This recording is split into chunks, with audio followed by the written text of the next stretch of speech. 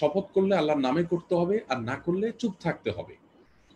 আল্লাহ ছাড়া অন্য কোনো কিছুর নামে শপথ করা যাবে না, কারণ আল্লাহ ছাড়া অন্য কোনো কিছুর নামে শপথ করার মানেই হলো সেই বস্তুটিকে আল্লাহ সুবহানাহু ওয়া তাআলার জায়গায় স্থান দেওয়া, ইয়াজবিল্লাহ। সেজন্য এটাকে শিরকে আসগর বলা হয়েছে, ছোট শিরক বলা হয়েছে। এখন প্রশ্ন হলো, আল্লাহ সুবহানাহু ওয়া তাআলা নিজে যে অন্য বিষয়ের নামে শপথ করেছেন, এর উত্তর হলো যে এটি শুধু আল্লাহ সুবহানাহু ওয়া তাআলার জন্য খাস। কারণ আসলে আল্লাহর শপথ আর আমাদের শপথের মধ্যে পার্থক্য অনেক। আল্লাহ তাআলা শপথ করে থাকেন বিষয়টির গুরুত্ব বোঝাবার জন্য শুধুমাত্র। এর বাইরে আল্লাহ রাব্বুল আলামিন আমাদের মতো সন্দেহ মুক্ত করবার জন্য শপথ করেন না। কোনো কিছুকে সাক্ষী এজন্য রাখেন না যে তার কথায় সন্দেহ থাকতে পারে, সে সাক্ষী এসে সন্দেহ দূর করবে। এরকম উদ্দেশ্য থেকে রব্বুল আলামিন যেহেতু শপথ করেন না, সেজন্য আল্লাহর সাথে আমাদের শপথের কিন্তু একটা ভিন্নতা এখানে আমরা পেয়ে গেলাম। তাহলে আল্লাহ সুবহানাহু ওয়া তাআলার নামে শপথের বিষয়টি আমরা মোটামুটি জানলাম যে আল্লাহ সুবহানাহু ওয়া তাআলার নামে শপথ আমাদের করতে হবে, অন্য কিছুর নামে শপথ করা যাবে না। আমরা যেটি বলছিলাম সূরাতুল ফজর ৩০ নম্বর পারার ২ এবং ৩ নম্বর আয়াতে আল্লাহ সুবহানাহু ওয়া তাআলা দুটি শপথ করেছেন। তার একটি হলো জিলহজের প্রথম দশকের শপথ করেছেন। আর দ্বিতীয় পরবর্তী আয়াতে বা ৩ নম্বর আয়াতে আল্লাহ সুবহানাহু ওয়া তাআলা শপথ করেছেন ওয়াশ-শাফি ওয়াল ওয়াতর বলে, অর্থাৎ এই ১০ রাতের জোড় বেজোড় সমস্ত রাতের শপথ করছি। তো আল্লাহ রাব্বুল আলামিন যে এখানে শপথ করলেন, সেটি আল্লাহ ছাড়া অন্য কিছুর নামে, সেটি আল্লাহ সুবহানাহু ওয়া তাআলার জন্য খাস এবং বিশেষ। যাই হোক, তাহলে এই থেকে আল্লাহ সুবহানাহু ওয়া তাআলার শপথ থেকে আমরা বুঝলাম যে জিলহজের প্রথম দশক আল্লাহ রাব্বুল আলামিনের কাছে অনেক বেশি গুরুত্বপূর্ণ। আর অনেক আগে থেকে বিষয়ে আলোচনা হচ্ছে। আমার মনে হচ্ছে বিষয়টি খুবই ইতিবাচক। এজন্য যে আমরা হাতে যথেষ্ট সময় পাবো এই বিষয়টি অন্যদের সঙ্গে শেয়ার করার জন্য, নিজেরা এর গুরুত্বকে আরো নতুন করে উপলব্ধি করার জন্য। এবং ইনশাআল্লাহ বিইذনিল্লাহ এই বিষয়ে আমাদের সমাজে যে মানুষ অবহেলা করছে বা বিষয়টি ধারণা বিলুপ্তির পথে, ইবাদতের দ্বিতীয় বৃহৎ মৌসুম বা সিজন রমজানের পরে সবচেয়ে বড় মৌসুম হল জিলহজের প্রথম দশক। এই মৌসুম সম্পর্কে যে আমাদের অজানা, সেজন্য আ বিষয়গুলো অনেক বেশি আমাদের আলোচনায় উঠে আসা উচিত। আল্লাহ তাআলা আমাদের সবাইকে জিলহজের প্রথম দশকের এই মৌসুমটাকে কাজে লাগানোর তৌফিক দান করুন। আমরা আ মধ্যপ্রাচ্যে বিশেষ করে সৌদি আরবের কথা বলতে পারি। সেখানে মাশাআল্লাহ জিলহজের প্রথম দশকেও আ লোকজনকে দেখা যায় যে রমজান মাসে যেরকম ইবাদতের জন্য তারা অনেক বেশি উদগ্রীব থাকেন, আগ্রহ ভরে অপেক্ষা করেন। জিলহজের প্রথম দশকেও মাশাআল্লাহ তারা সেরকম চেষ্টা কম বেশ করে থাকেন। তো আমাদের সমাজে হুবহু আ আপনার অন্য দিনগুলোর সাথে জিলহজের প্রথম দশকের তেমন কোনো পার্থক্য থাকে না। রমজানের গুরুত্ব আমরা বুঝি, কিন্তু জিলহজের গুরুত্ব প্রথম দশকের ইবাদতের গুরুত্ব বুঝি না। আল্লাহ আমাদের তৌফিক দান করুন। দ্বিতীয়ত, জিলহজের প্রথম দশকের গুরুত্ব এবং ফজিলতের কারণ হলো সূরা হজের ২৮ নম্বর আয়াতে আল্লাহ সুবহানাহু ওয়া তাআলা ইরশাদ করেছেন, ওয়ায়াযকুরু ইসমাল্লাহি ফি আইয়ামিন মা'লুমাত। আর তারা, আল্লাহর নেককার বান্দারা, ভালো মানুষেরা, আ এই সময়ের ইবাদতকারীরা, হাজী সাহেবরা, তারা নির্দিষ্ট দিনসমূহে আল্লাহ সুবহানাহু ওয়া তাআলার আ নামের স্মরণ করে, জিক্র করে। আলা মা রাযাকাহুম মিন বাহিমাতিল আনআম। আল্লাহ সুবহানাহু ওয়া তাআলা তাদেরকে যে চতুষ্পদ জন্তু দিয়ে নেয়ামত দিয়েছেন, রিজিক দিয়েছেন, সেটার শুকরিয়া স্বরূপ তারা আল্লাহ সুবহানাহু ওয়া তাআলার কাছে শুকরিয়া জানায়, কৃতজ্ঞতা জানায়। তো এই আয়াতে, সূরা হজের ২৮ নম্বর আয়াতে আল্লাহ সুবহানাহু ওয়া তাআলা যে বলেছেন যে নির্দিষ্ট কিছু দিনে তারা আল্লাহর নামের জিকির করে। এই দিনগুলো কোনগুলো? যেগুলোতে আল্লাহ তাআলা ভালো মানুষদের, নেককারদের, ঈমানদারদের আ একটি আমল এবং চরিত্রের ইতিবাচক দিক উল্লেখ করেছেন, প্রশংসা করেছেন। নির্দিষ্ট দিনে তারা জিকির করে। সেই নির্দিষ্ট দিন বলতে কি বোঝানো হয়েছে? এ সম্পর্কেও আপনার জমহুরে মুফাসসিরিন বা সংখ্যাগরিষ্ঠ তাফসীর কারকগণ এবং বিশেষ করে আব্দুল্লাহ ইবনে ওমর, আব্দুল্লাহ ইবনে আব্বাস রাদিয়াল্লাহু তাআলা আনহুমা সহ অনেক বড়, বড় সাহাবা একরাম এবং মুফাসসিরগণের মন্তব্য হলো যে এখানে আল্লাহ সুবহানাহু ওয়া তাআলা জিলহজের প্রথম দশককে বুঝিয়েছেন। তাহলে আমরা সূরা হজের ২৮ নম্বর আয়াতে আইয়ামুম মালুমাত বা নির্দিষ্ট দিনসমূহ বলতে আ আপনার বুঝলাম যে জিলহজের প্রথম দশককে বোঝানো হয়েছে। আর সূরাতুল ফজর ৩০ নম্বর পারার ২ এবং ৩ নম্বর আয়াত থেকেও বুঝলাম যে সূরাতুল ফজরকে বোঝানো হয়েছে। এরপর আসা যাক রাসূল করিম সাল্লাল্লাহু আলাইহি ওয়াসাল্লামের হাদিস থেকে আমরা দেখি জিলহজের প্রথম দশক সম্পর্কে কি বলা আছে। মুসনাদে বাজ্জারে এবং সহিহ ইবনে হিব্বানি একটি বর্ণনা পাওয়া যায়, যেটিকে ইমাম আল-বানী রাহিমাহুল্লাহ সহিহ বলে মন্তব্য করেছেন। বর্ণনাটি করেছেন সাহাবী হযরত জাবের রাদিয়াল্লাহু তাআলা আনহু। তিনি বলেছেন যে রাসূল করিম সাল্লাল্লাহু আলাইহি ওয়াসাল্লাম ইরশাদ করেছেন, ফাদলু আইয়ামিদ দুনিয়া আইয়ামুল আশর। দুনিয়ার যত দিন আছে এর ভিতরে সবচাইতে বেশি মর্যাদাবান দিনগুলো হলো জিলহজের প্রথম 10টি দিন। রমাদানের সাথে এটার কোনো কন্ট্রাডিকশন নেই, কারণ রমাদানকে মাস হিসাবে ফজিলতের কথা বলা হয়েছে, সেটি সবকিছুর ঊর্ধ্বে। বাকি খুচরা দিনগুলোর ভেতরে রমজানের বাইরে অন্য যে দিনগুলো আছে সেগুলোর মধ্যে সবচেয়ে শ্রেষ্ঠ এবং মর্যাদাপূর্ণ দিনগুলো হলো জিলহজের প্রথম দশক। আহ কিলা ওয়ালা মিসলুহুন্না ফি সাবিলিল্লাহ ক্বালা ওয়ালা মিসলুহুন্না ফি সাবিলিল্লাহ। আহ, এবং বলা হলো ইয়া রাসূলুল্লাহ, আল্লাহর রাস্তায় যদি ওই রকম দিন কাটানো হয় ওইরকম, তাহলে সেক্ষেত্রে সেগুলোও কি এর মতো না? বলা হলো না, সেগুলোও এর মতো না।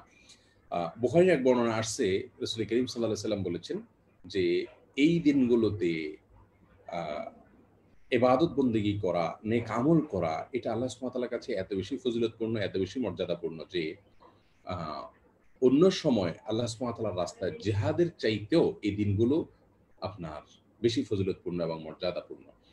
তো জিলহজের প্রথম দশকের এই যে মর্যাদা রয়েছে, এটা আমাদের সমাজে কয়জন মানুষ আমরা জানি, অথবা আমরা যারা জানি তারাই বা এটার উপরে কতটা গুরুত্বের সাথে আমল করি বা এটাকে সেভাবে নিয়ে থাকি। এই জন্য আমি বারবার বলছিলাম যে এই বিষয়ে আমাদের আসলে আলোচনা অনেক বেশি হওয়া উচিত, পর্যালোচনা অনেক বেশি হওয়া উচিত, এবং একে অন্যের সঙ্গে আমাদের নলেজগুলো শেয়ার করার বিষয়টা অনেক বেশি হওয়া উচিত। কারণ আপনি এই শেষের হাদিসটার প্রতি যদি একটু খেয়াল করে দেখবেন, কত বড় কথা। যখন রাসূল করিম সাল্লাল্লাহু আলাইহি ওয়াসাল্লাম বলেছেন, মা মিন আইয়ামিন আল আমালুস সালিহু ফীহিন আহাব ইলাল্লাহ মিন হাদিহিল আইয়াম। জিলহজের এই দশকে ইবাদতের চাইতে আল্লাহর কাছে ইবাদতের জন্য উত্তম কোন দশক আর নাই। ইবাদতের জন্য এই দিনগুলোর চাইতে আল্লাহর কাছে প্রিয় অন্য কোনো সময় আর নাই। আল্লাহ যতটা পছন্দ করেন এই সময়ের ইবাদত আমলকে, অন্য কোনো সময়ের আমল ইবাদতকে এরকম পছন্দ করেন না। রমাদান এক্সেপশন, সেটা সবকিছুর ঊর্ধ্বে। তখন জিজ্ঞাসা করা হয়, ইয়া রাসূলুল্লাহ, এমনকি অন্য সময় যদি আল্লাহর রাস্তায় জিহাদ করা হয় সেটার চাইতেও কি এটা উত্তম? তখন বলা হলো, হ্যাঁ, ওয়ালাল জিহাদু ফি সাবিলিল্লাহ। অন্য সময়ের জিহাদও, জিহাদও এই সময়ের আমলের চাইতে বেশি ফজিলতপূর্ণ নয়। তবে হ্যাঁ, অন্য সময়ের জিহাদ যদি কেউ বের হয় এবং সে তার জান মাল সবকিছু আল্লাহর রাস্তায় বিলীন করে দেয়, উৎসর্গ করে দেয়, কোরবানি করে দেয়, তাহলে তার কথা এক্সেপশন, তার বিষয়টি, তার মর্যাদা জিলহজের প্রথম দশকের ইবাদতকারীর মর্যাদা চাইতে অনেক বেশি।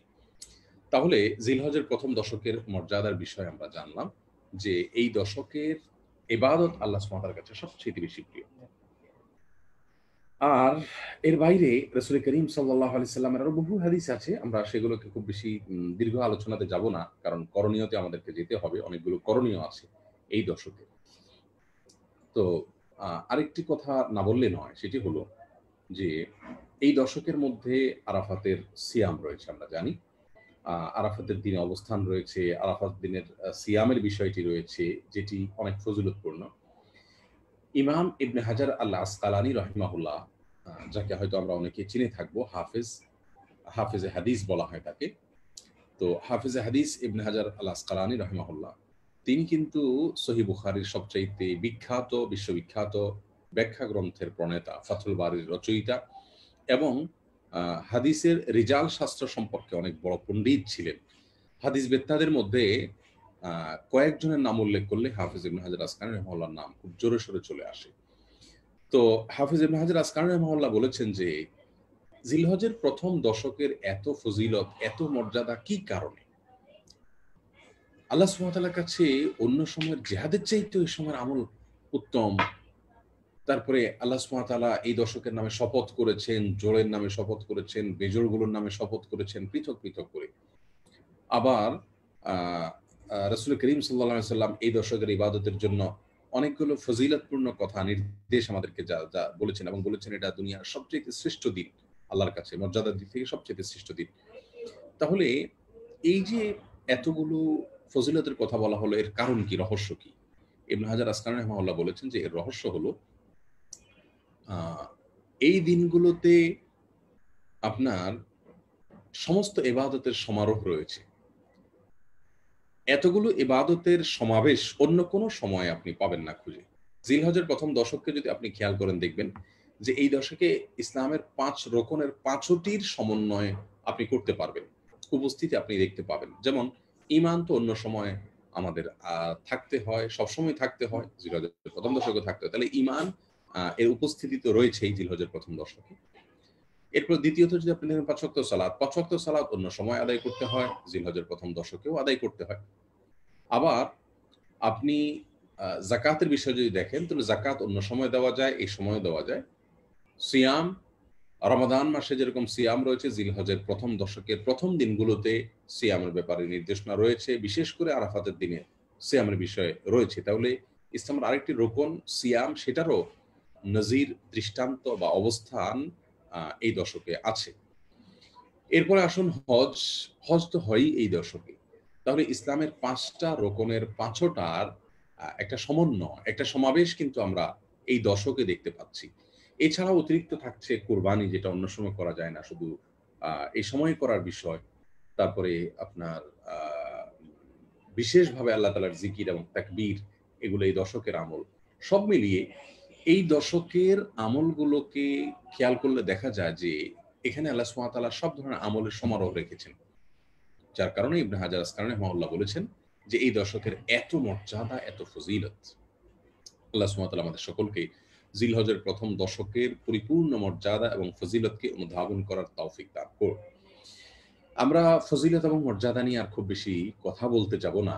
আশা করব আমি যে আমরা যারা অংশগ্রহণ করেছি বা সোশ্যাল মিডিয়াতে, ফেসবুকে যারা আমাদেরকে দেখছেন, আ তারা সবাই আশা করি উপলব্ধি করতে পেরেছেন, অথবা আগে থেকে জানলেও এখন নতুন করে আ বিষয়টি হয়তো আমাদের স্মরণে এসেছে যে জিলহজের প্রথম দশক ইবাদতের শ্রেষ্ঠ দশক, আ বা ইবাদতের শ্রেষ্ঠ সময় রমাদানের পরে। মৌসুম হিসাবে ইবাদতের সবচেয়ে বড় বৃহৎ ইবাদত এবং আমলের মৌসুম এটি। এটিকে কাজে লাগানো বুদ্ধিমান মুসলিমদের কাজ। আল্লাহ তাআলা আমাকে, আপনাকে, আমাদের সবাইকে এই জিলহজের প্রথম দশকের প্রতিটা দিনকে কাজে লাগানোর জন্য তৌফিক দান করুন। এখনো প্রায় ২৫ দিন বা তার কম বেশ বাকি আছে। তো আগে থেকে আমরা নিজেদেরকে প্রস্তুত করব ওই দশকের ইবাদতের জন্য। বেশিরভাগ ক্ষেত্রে ঈদের আগে নানা ব্যস্ততায় আমাদেরকে সে সমস্ত ইবাদত এবং বন্দেগীর বিষয়টি বা ফজিলতের বিষয়টি থেকে অনেক সময় দূরে সরিয়ে রাখে। তো সেজন্য আমরা খেয়াল করব যাতে করে কোনো অবস্থাতেই আমাদের জিলহজের প্রথম দশকের ইবাদত নষ্ট না হয়। আল্লাহ তাআলা আমাকে, আপনাকে, আমাদের সবাইকে তৌফিক দান করুন।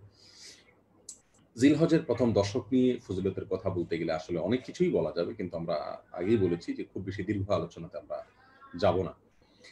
এই দশকের যে আমলগুলো রয়েছে, সে আমলগুলোর মধ্য থেকে একটি আমল হলো আ এই দশকে হজ যাদের ফরজ হয়েছে, তারা হজের জন্য এহরাম বেঁধে হজ করতে হয়। এটা হলো প্রথম আমল এবং সবচেয়ে গুরুত্বপূর্ণ আমল।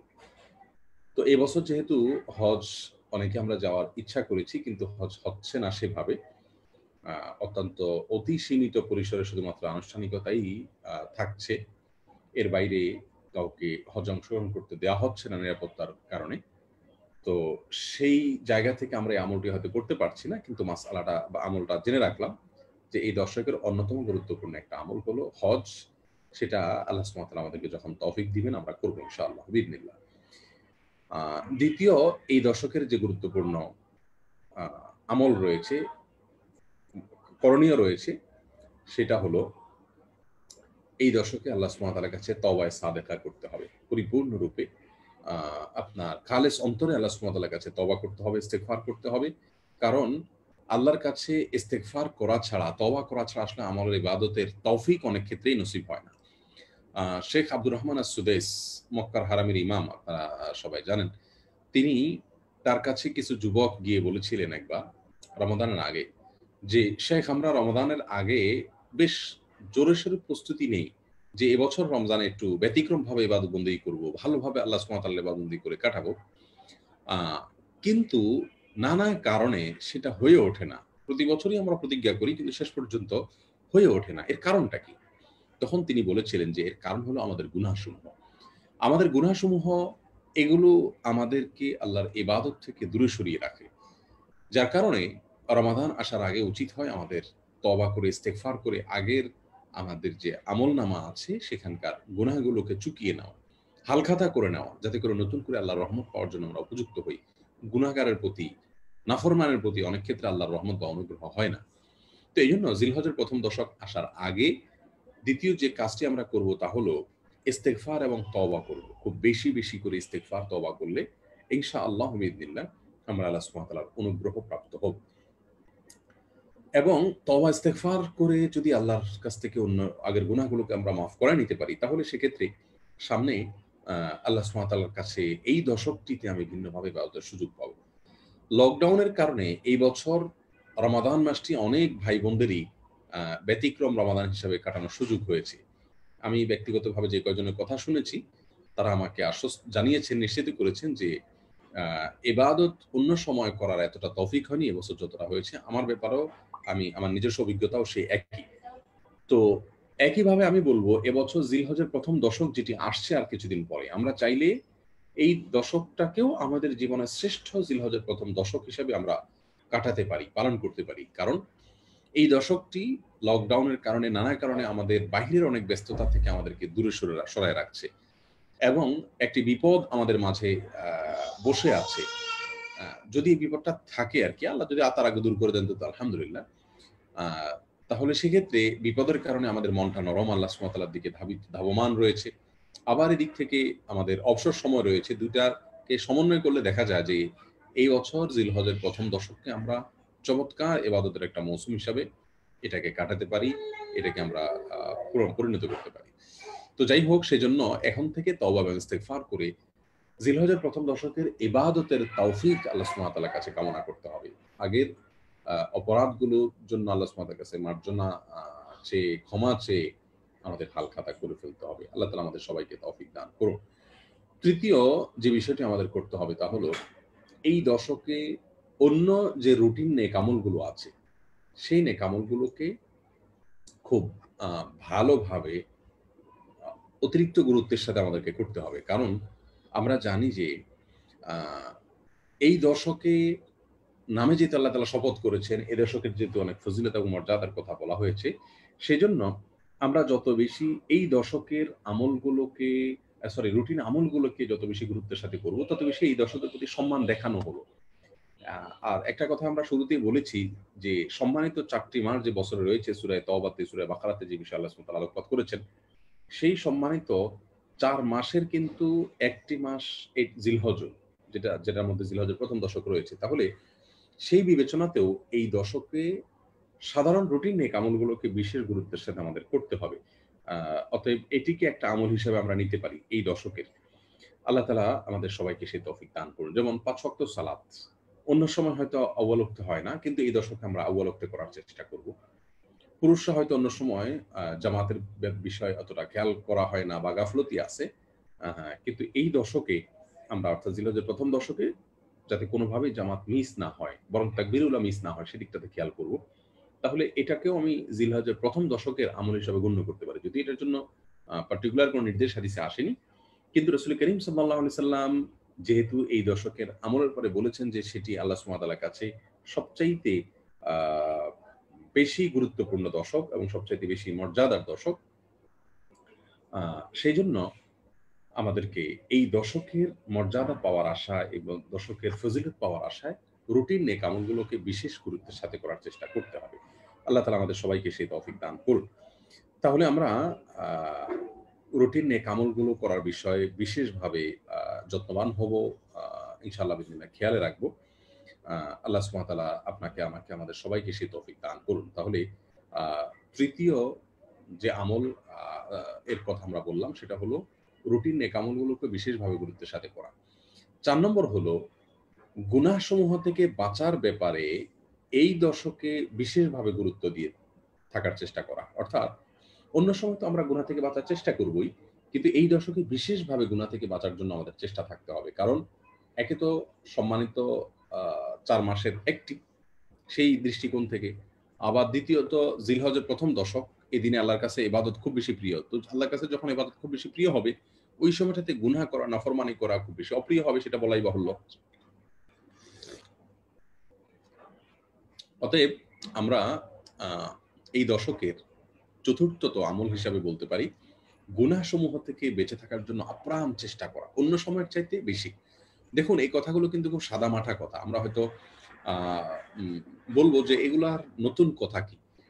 কিন্তু আমি ব্যক্তিগতভাবে পরামর্শ দিয়ে থাকি সবসময়, জিলহজের প্রথম দশক আসলে আমি একটা লিফলেট করেছি। সেখানে এই দশকের ফজিলত এবং করণীয়গুলোকে আমরা আলাদা পয়েন্ট আকারে লিখেছি।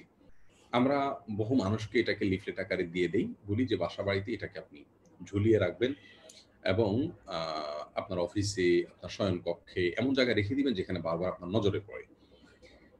তাতে কি হবে? ওয়াজাক্কির ফাইন্না যিকরা তানফাউল মুমিনিন। হয়তো জানা কথাগুলোই স্মরণ করালে আ ঈমানদারদের উপকারে আসে, যেমনটি আল্লাহ সুবহানাহু ওয়া তাআলা বলেছেন। সেজন্য আমরা যতবার ওইটা দেখব ততবার ওই দশকে অন্তত আল্লাহর নাফরমানি থেকে বাঁচার জন্য একটা প্রেরণা কিন্তু আমরা খুঁজে পাবো। ইবাদতের জন্য আল্লাহ রাব্বুল আলামিন আমাদেরকে এই যে বিভিন্ন মৌসুম দিয়েছেন, রমাদান মাস গেল, জিলহজের প্রথম দশক আছে, সিয়ামের জন্য বিশেষ কিছু মৌসুম রয়েছে, যেমন শাবান মাস, আরো কিছু সময় মুহররম মাস, সম্মানিত ৪ মাস। এরকম মৌসুমগুলো আল্লাহ সুবহানাহু ওয়া তাআলা আমাদেরকে দেন যাতে করে আমাদের ঈমানকে, তাকওয়াকে, আমাদের আ ইবাদত বন্দেগীর যে ত্রুটি বা ঘাটতি আছে সেটাকে আমরা পূরণ করতে পারি। আর সেজন্যই যে যত বেশি এই মৌসুমগুলোকে কাজে লাগানোর চেষ্টা করেন, কাজে লাগাতে পারেন, তিনি তত বেশি তাকওয়ার পথে অগ্রসর হয়ে যাবেন। তত বেশি তার আমল এবং ইবাদতের দিকে তিনি অগ্রসর থাকবেন ইনশাআল্লাহ বিইذনিল্লাহ। তো সেজন্য বলছি, জিলহজের প্রথম দশকের এই করণীয়গুলোকে আমরা এমন মনে করব না যে আর বিশেষ কি করণীয়।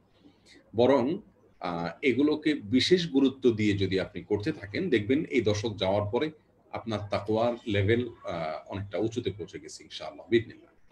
তো যাই হোক, যেটি বলছিলাম, ৪ নম্বর আমল হলো যে সাধারণ যে গুনাহ এর কাজ আছে সেগুলো থেকে খুব বেশি বেঁচে থাকার চেষ্টা করা। ৫ নম্বর হলো যাদের কোরবানির সামর্থ্য আছে তারা খুব বেশি কোরবানি করা। তারা কোরবানির জন্য খুব আগে থেকে চেষ্টা করা। কোরবানির বিষয়টা হলো যে রাসূল করিম সাল্লাল্লাহু আলাইহি সাল্লাম কোরবানি করার জন্য নির্দেশ করেছেন। তিনি নিজে কোরবানি করেছেন। এটাকে ইব্রাহিম আলাইহিস সালামের সুন্নাহ বলেছেন। তবে কোরবানির ফজিলত নিয়ে অনেকগুলো হাদিস পাওয়া যায় যেগুলো আসলে বিশুদ্ধতার মানদণ্ডে উত্তীর্ণ নয়। যার কারণে ফজিলত নিয়ে খুব বেশি কথা বলার সুযোগ নেই। কিন্তু এটা বলব যে রাসূল করিম সাল্লাল্লাহু আলাইহি সাল্লাম নিজে করেছেন। আল্লাহ নির্দেশ করেছেন ফাসাল্লি লিরাব্বিকা ওয়ানহার। আ অতএব কোরবানি করার যাদের সামর্থ্য আছে তারা কোরবানি করবে। ইনশাআল্লাহ এই দশকে সেটার জন্য প্রস্তুতি নিয়ে রাখবো। কোরবানির ক্ষেত্রে আমি একটা কথা বলতে চাই, সেটা হলো যে আ যে আমলগুলোতে ইখলাস পরিমাণে তুলনামূলক সবচেয়ে কম থাকে, এর মধ্যে থেকে একটা হলো কোরবানি। তার কারণ হলো কোরবানির এই আমলের আ নগদ ফিডব্যাক কিন্তু আমরা নিজেরা পেয়ে থাকি। আমরা গোশত আহরণ করতে পারি, গোশত সংগ্রহ করতে পারি। তো এই সুযোগের কারণে আমাদের অনেকের মধ্যে আপনার ইখলাসের ঘাটতি চলে আসে। অর্থাৎ এটাকে আ নিজেদেরই একটা প্রয়োজনীয় কাজ, এখানে আল্লাহর কাছে সওয়াবের আশা করা, ইহতিসাবুল আজর মিনাল্লাহ, এই বিষয়টি ততটা জোরালোভাবে আসলে থাকে না। এটি একটা সমস্যার জায়গা। যাই হোক, তো ইখলাসকে আমাদের মধ্যে আপনার আ ইস্তেহজার করতে গিয়ে ইখলাস আছে কিনা এটা চেক করতে গিয়ে আমাদের আ মাঝে মধ্যে নিজেদেরকে জিজ্ঞাসা করা উচিত। আত্মজিজ্ঞাসা করা উচিত, আমরা কেন কোরবানি করছি? আল্লাহ সুবহানাহু ওয়া তাআলার সন্তোষের উদ্দেশ্যে। গোশত আল্লাহ সুবহানাহু ওয়া তাআলা আমাদেরকে দান করছেন। আ কোন কিছু আল্লাহ সন্তোষের উদ্দেশ্যে করলে সেটা তো আল্লাহ সুবহানাহু ওয়া তাআলার হয়ে যায়। আল্লাহর পক্ষ থেকে সেটা গরীব দুঃখীদেরকে দিয়ে দিতে হয়। কিন্তু কোরবানির গোশতটা আল্লাহ সুবহানাহু ওয়া তাআলা আমাদেরকে খেতে দিয়েছেন। তার মানে এটা আল্লাহ সুবহানাহু ওয়া তাআলার পক্ষ থেকে আমাদের জন্য হাদিয়া, উপঢৌকন। তো উপঢৌকনকে উপঢৌকন হিসাবে নেওয়া, এটাকে নিজের মনে না করা। সেই সাথে গরীব দুঃখীদেরকে যথাসম্ভব এটাতে শামিল করার চেষ্টা করা। আর সেই সাথে আমি বলি যে মাঝে মধ্যে কোরবানিটা দূরে কোথাও করা যায় কিনা? যদিও কোরবানি নিজে হাতে করা সুন্নাহ। কিন্তু আমাদের ইখলাসকে নিশ্চিত করবার জন্য মাঝে মধ্যে আমরা কোরবানি এমন কোন জায়গায় করতে পারি যেখানে আমার কোনো আমাকে কেউ চিনে না, জানে না। এটা সৌদিয়ানদেরকে দেখা যায়। তারা অনেক সময় কোনো সংস্থাকে কোরবানি করার দায়িত্ব দিয়ে দেয়, প্রতিনিধি বানিয়ে দেয়। আ এবং তারা তাদের পক্ষ থেকে কোরবানি করে গোশত গরীব দুঃখীদেরকে বন্টন করে দেয়। তো অনেক সময় দেখা যায় যে কোরবানি কারককেও সেখান থেকে কিছু পার্সেন্টেজ তারা দেয় বা তারা চায় যে আমাকে এই পরিমাণ গোশত দেওয়া হোক, বাকিটা দান করে দেওয়া হোক। তো সংশ্লিষ্ট কর্তৃপক্ষ বা প্রতিষ্ঠান সেটা তাদের পক্ষ থেকে করে থাকেন। যাই হোক, তো আমরা কোরবানির বিষয়ে আ ইখলাস আমাদের কতটুকু আছে না আছে সেটা আমরা আ যথাসম্ভব নিজেদেরকে জিজ্ঞাসা করে নিব। আ বেশিরভাগ মানুষই গরু কুরবানি দেন আমাদের দেশে। আ এর অনেক কারণ থাকতে পারে। তার ভিতরে একটা কারণ এটাও যে এটাতে গোশত অনেক বেশি থাকে। অথচ আরবিয়ান কান্ট্রিগুলোতে দেখা যায় তারা ছাগল অনেক বেশি কোরবানি দেয়। তো রাসূল করিম সাল্লাল্লাহু আলাইহি সাল্লামও গরু কোরবানি দেননি, কিন্তু ছাগল গরু যে কোনোটা কোরবানি দিলেই হবে। কিন্তু গরু দেওয়ার পেছনে কিছু কিছু লোকের, আমি বলছি না যে সকলের, কিছু কিছু মানুষের চিন্তাধারা এমন থাকে যে এটাতে গোশত অনেক বেশি হবে, গোশত সংগ্রহটা ভালো হবে এবং এটা দেখতেও ভালো দেখা যাবে। এবং গরুর সাইজের আপনার আ বিষয়টি নিয়ে আমাদের মধ্যে একটা অসুস্থ প্রতিযোগিতাও হয়। অঘোষিত প্রতিযোগিতা হয়, কাঠটা কত বড়, কাঠটা কত ভালো হইছে। তো এই বিষয়গুলো কিন্তু আমাদের কোরবানির ইখলাসকে নষ্ট করে দেয়। জিলহজের ১ম দশকের আমল প্রসঙ্গে আমরা সেজন্য স্মরণ করিয়ে দিতে চাই যে, আমাদের ইখলাস যাতে কোনোভাবে নষ্ট না হয় সেটা আমাদের নিশ্চিত করতে হবে। এজন্য যারা সবসময় গরু দেন তাদের মাঝে মধ্যে ছাগল কোরবানি দেওয়া উচিত। এই উদ্দেশ্যে, যাতে করে আমি আ আমার এর মাধ্যমে আ গোশত অথবা আপনার লোক দেখানো, অ এই সমস্ত বিষয়গুলো যে নাই আমার কোরবানিতে, সেটি যাতে আমি আমার কাজের মাধ্যমে নিশ্চিত করতে পারি। তাহলে জিলহজের ১ম দশকের ৫ নম্বর আমল বললাম আমরা, কোরবানি করার সামর্থ্য থাকলে কোরবানি করা। আল্লাহ তাআলা আমাদের সবাইকে তৌফিক দান করুন। ৬ নম্বর আমল, যেটা আসলে ১ নম্বরে বলা দরকার ছিল, আমি ১ নম্বরেই রাখলাম সেটাকে, মনে করেন ভুলে হয়তো পেছনে চলে আসছে। ৬ নম্বরের আমল হলো এই দশকে আল্লাহ সুবহানাহু ওয়া তাআলাকে অধিক পরিমাণে স্মরণ করা, আল্লাহর জিকির করা বেশি, বেশি করে। কারণ এই দশকের যত আমলের কথা বলা হয়েছে তার ভিতরে এই আমলটির কথা কোরআন হাদিসে সবচেয়ে বেশি বলা হয়েছে। আমরা সূরা হজের ২৮ নম্বর আয়াতের কথা বলেছিলাম। সূরা হজের ২৮ নম্বর আয়াতে আল্লাহ সুবহানাহু ওয়া তাআলা আল্লাহর জিকিরের কথা বলেছেন এই দিনগুলোতে। এবং রাসূল করিম সাল্লাল্লাহু আলাইহি সাল্লামও আ বলেছেন যে, ফাইদা দাখালাল আশার আ আ বা জিলহজের ১ম দশক যখন শুরু হয়, তখন তোমরা আল্লাহ সুবহানাহু ওয়া তাআলার অনেক বেশি পরিমাণে জিকির করো।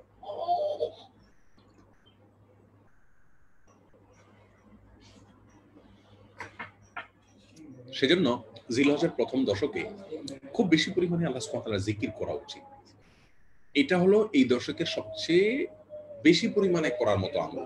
আর জিকিরের আমলটা এমনিতে এমন একটা আমল, যে আমলটা আল্লাহ সুবহানাহু ওয়া তাআলা পরিমাণে আমাদেরকে অধিক পরিমাণে করতে বলেছেন। কোরআনে কারীম আপনি দেখবেন যে আ আমাদেরকে যিকরে কাসীর করতে বলা হয়েছে। ওয়াযকুরুল্লাহ যিকরান কাসীরা। আল্লাহ সুবহানাহু ওয়া তাআলাকে বেশি পরিমাণে জিকির করতে বলা হয়েছে। অন্য কোনো আমলকে পরিমাণে বেশি করার জন্য এত বেশি উৎসাহিত করা হয়নি। জিকিরের ব্যাপারে বলা হয়েছে নির্দিষ্ট করে। তো যাই হোক, আ এই দশকে বেশি, বেশি আল্লাহ তাআলার জিকির করা। আল্লাহর জিকিরের অনেকগুলো দিক আছে। আমরা বলব ইনশাআল্লাহ বিসমিল্লাহ। এর ভিতরে সবচেয়ে সাধারণ দিক হলো যে আল্লাহ সুবহানাহু ওয়া তাআলার স্মরণ করা। সাধারণ অবস্থাতে আল্লাহ সুবহানাহু ওয়া তাআলার স্মরণকে অব্যাহত রাখা, আল্লাহর কথা মাথায় রাখা। এই দশকে আপনি চলছেন, ফিরছেন, কাজ করছেন, বাসার বাইরে আপনি শুয়ে থাকছেন, বসে থাকছেন, যাই করছেন আপনার মাথায় যেন আল্লাহ থাকেন। আল্লাহর স্মরণ যেন থাকে। ওয়াযকুরু ইসমাল্লাহ ফি আইয়ামিন মা'লুমাত। এই আয়াতের উপরে আমল করতে গিয়ে আল্লাহর কথা, আল্লাহর জিকির, আল্লাহর স্মরণ যেন আমাদের মাথায় থাকে, এই বিষয়টি খুব বেশি গুরুত্বের সাথে দেখা উচিত।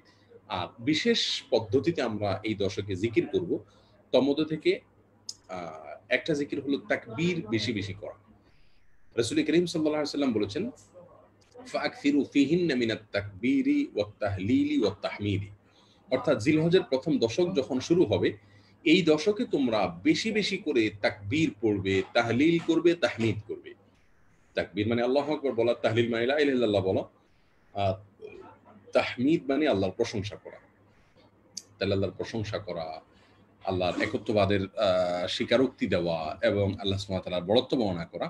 এই ৩ টা কাজকে এই দশকে বেশি, বেশি করতে রাসূল করিম সাল্লাল্লাহু আলাইহি ওয়াসাল্লাম বলেছেন। তো এটাকে আমরা ৬ নম্বরে উল্লেখ করলেও এটাকে আপনি ১ নম্বরে রাখবেন। অর্থাৎ জিলহজের ১ম দশকে সবচেয়ে বেশি পরিমাণে গুরুত্ব দেব আল্লাহর জিকির এবং স্মরণের প্রতি।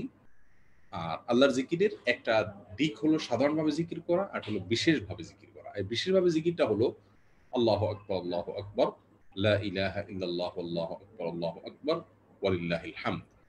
এইভাবে আল্লাহ সুবহানাহু ওয়া তাআলার তাকবীর, তাহমিদ, তাহলিল পড়া। তো যেই তাকবীরটা আমি পড়লাম, এটা হাদিসে সাহাবায়ে কেরামদের বক্তব্য থেকে একাধিকভাবে বর্ণিত হয়েছে। কোন বর্ণনায় আছে আল্লাহু আকবার, আল্লাহু আকবার, আল্লাহু আকবার ৩ বার। লা ইলাহা ইল্লাল্লাহু আল্লাহু আকবার, আল্লাহু আকবার, ওয়ালিল্লাহিল হামদ। আবার কোন বর্ণনা ২ বার আসছে। এই জন্য যে কোনোটা করলেই আমল হয়ে যাবে হাদিস অনুযায়ী, দুইটাই বিশুদ্ধ হাদিস এবং পদ্ধতি সবগুলোই ঠিক আছে। তাহলে আমরা এই দশকের ৬ নম্বর করণীয় যেটাকে বলছি সেটাকে গুরুত্বের বিচারে ১ নম্বরে রাখতে হবে। সেটা হলো এই দশকে সবচেয়ে বেশি পরিমাণে সাধারণভাবে আল্লাহর জিকির করা, যেটি সূরায়ে হজের ২৮ নম্বর আয়াতে বলা হয়েছে।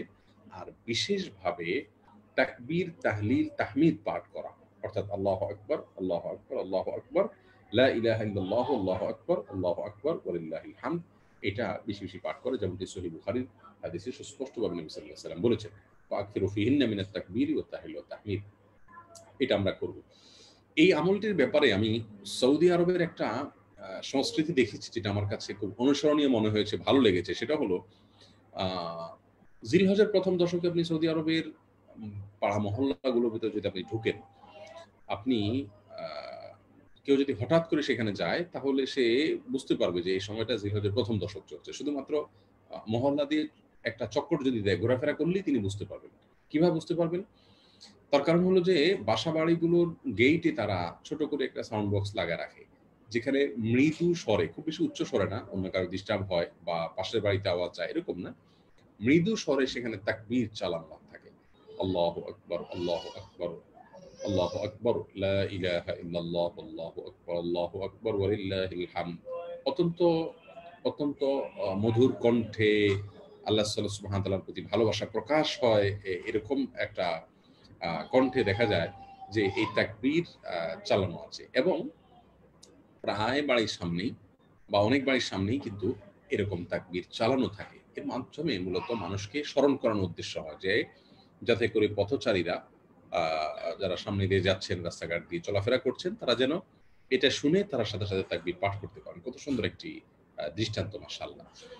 তো দোকানপাটে আপনি যখন যাবেন, মার্কেটগুলোতে যাবেন, অনেক মার্কেটে অনেক দোকানপাটেও দেখা যাবে যে এই জিলহজের ১ম দশক উপলক্ষে আপনার এই জিকিরটা অর্থাৎ তাকবীরটা যেটার জন্য রাসূল কারীম সাল্লাল্লাহু আলাইহি ওয়াসাল্লাম বেশি, বেশি করতে নির্দেশ করেছেন সেটা তারা আ চালু করে রাখেন। মোবাইলে হোক, কম্পিউটারে হোক, কোনো ডিভাইসে হোক, এটাকে উনারা মৃদু সাউন্ডে চালায় রাখেন, ভলিউমে চালায় রাখেন যাতে করে সবাই শুনতে পায় এবং অনুসরণ করতে পারে।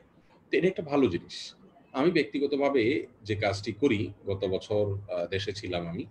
তো তখন আমি যে কাজটি করেছি সেটা হলো যে জিলহজের ১ম দশকে আমার পিসিতে আমি যখন কাজ করি, তো এই তাকবীরটা মৃদু কণ্ঠে চালিয়ে সেটাকে আমি তারপরে কাজ করি।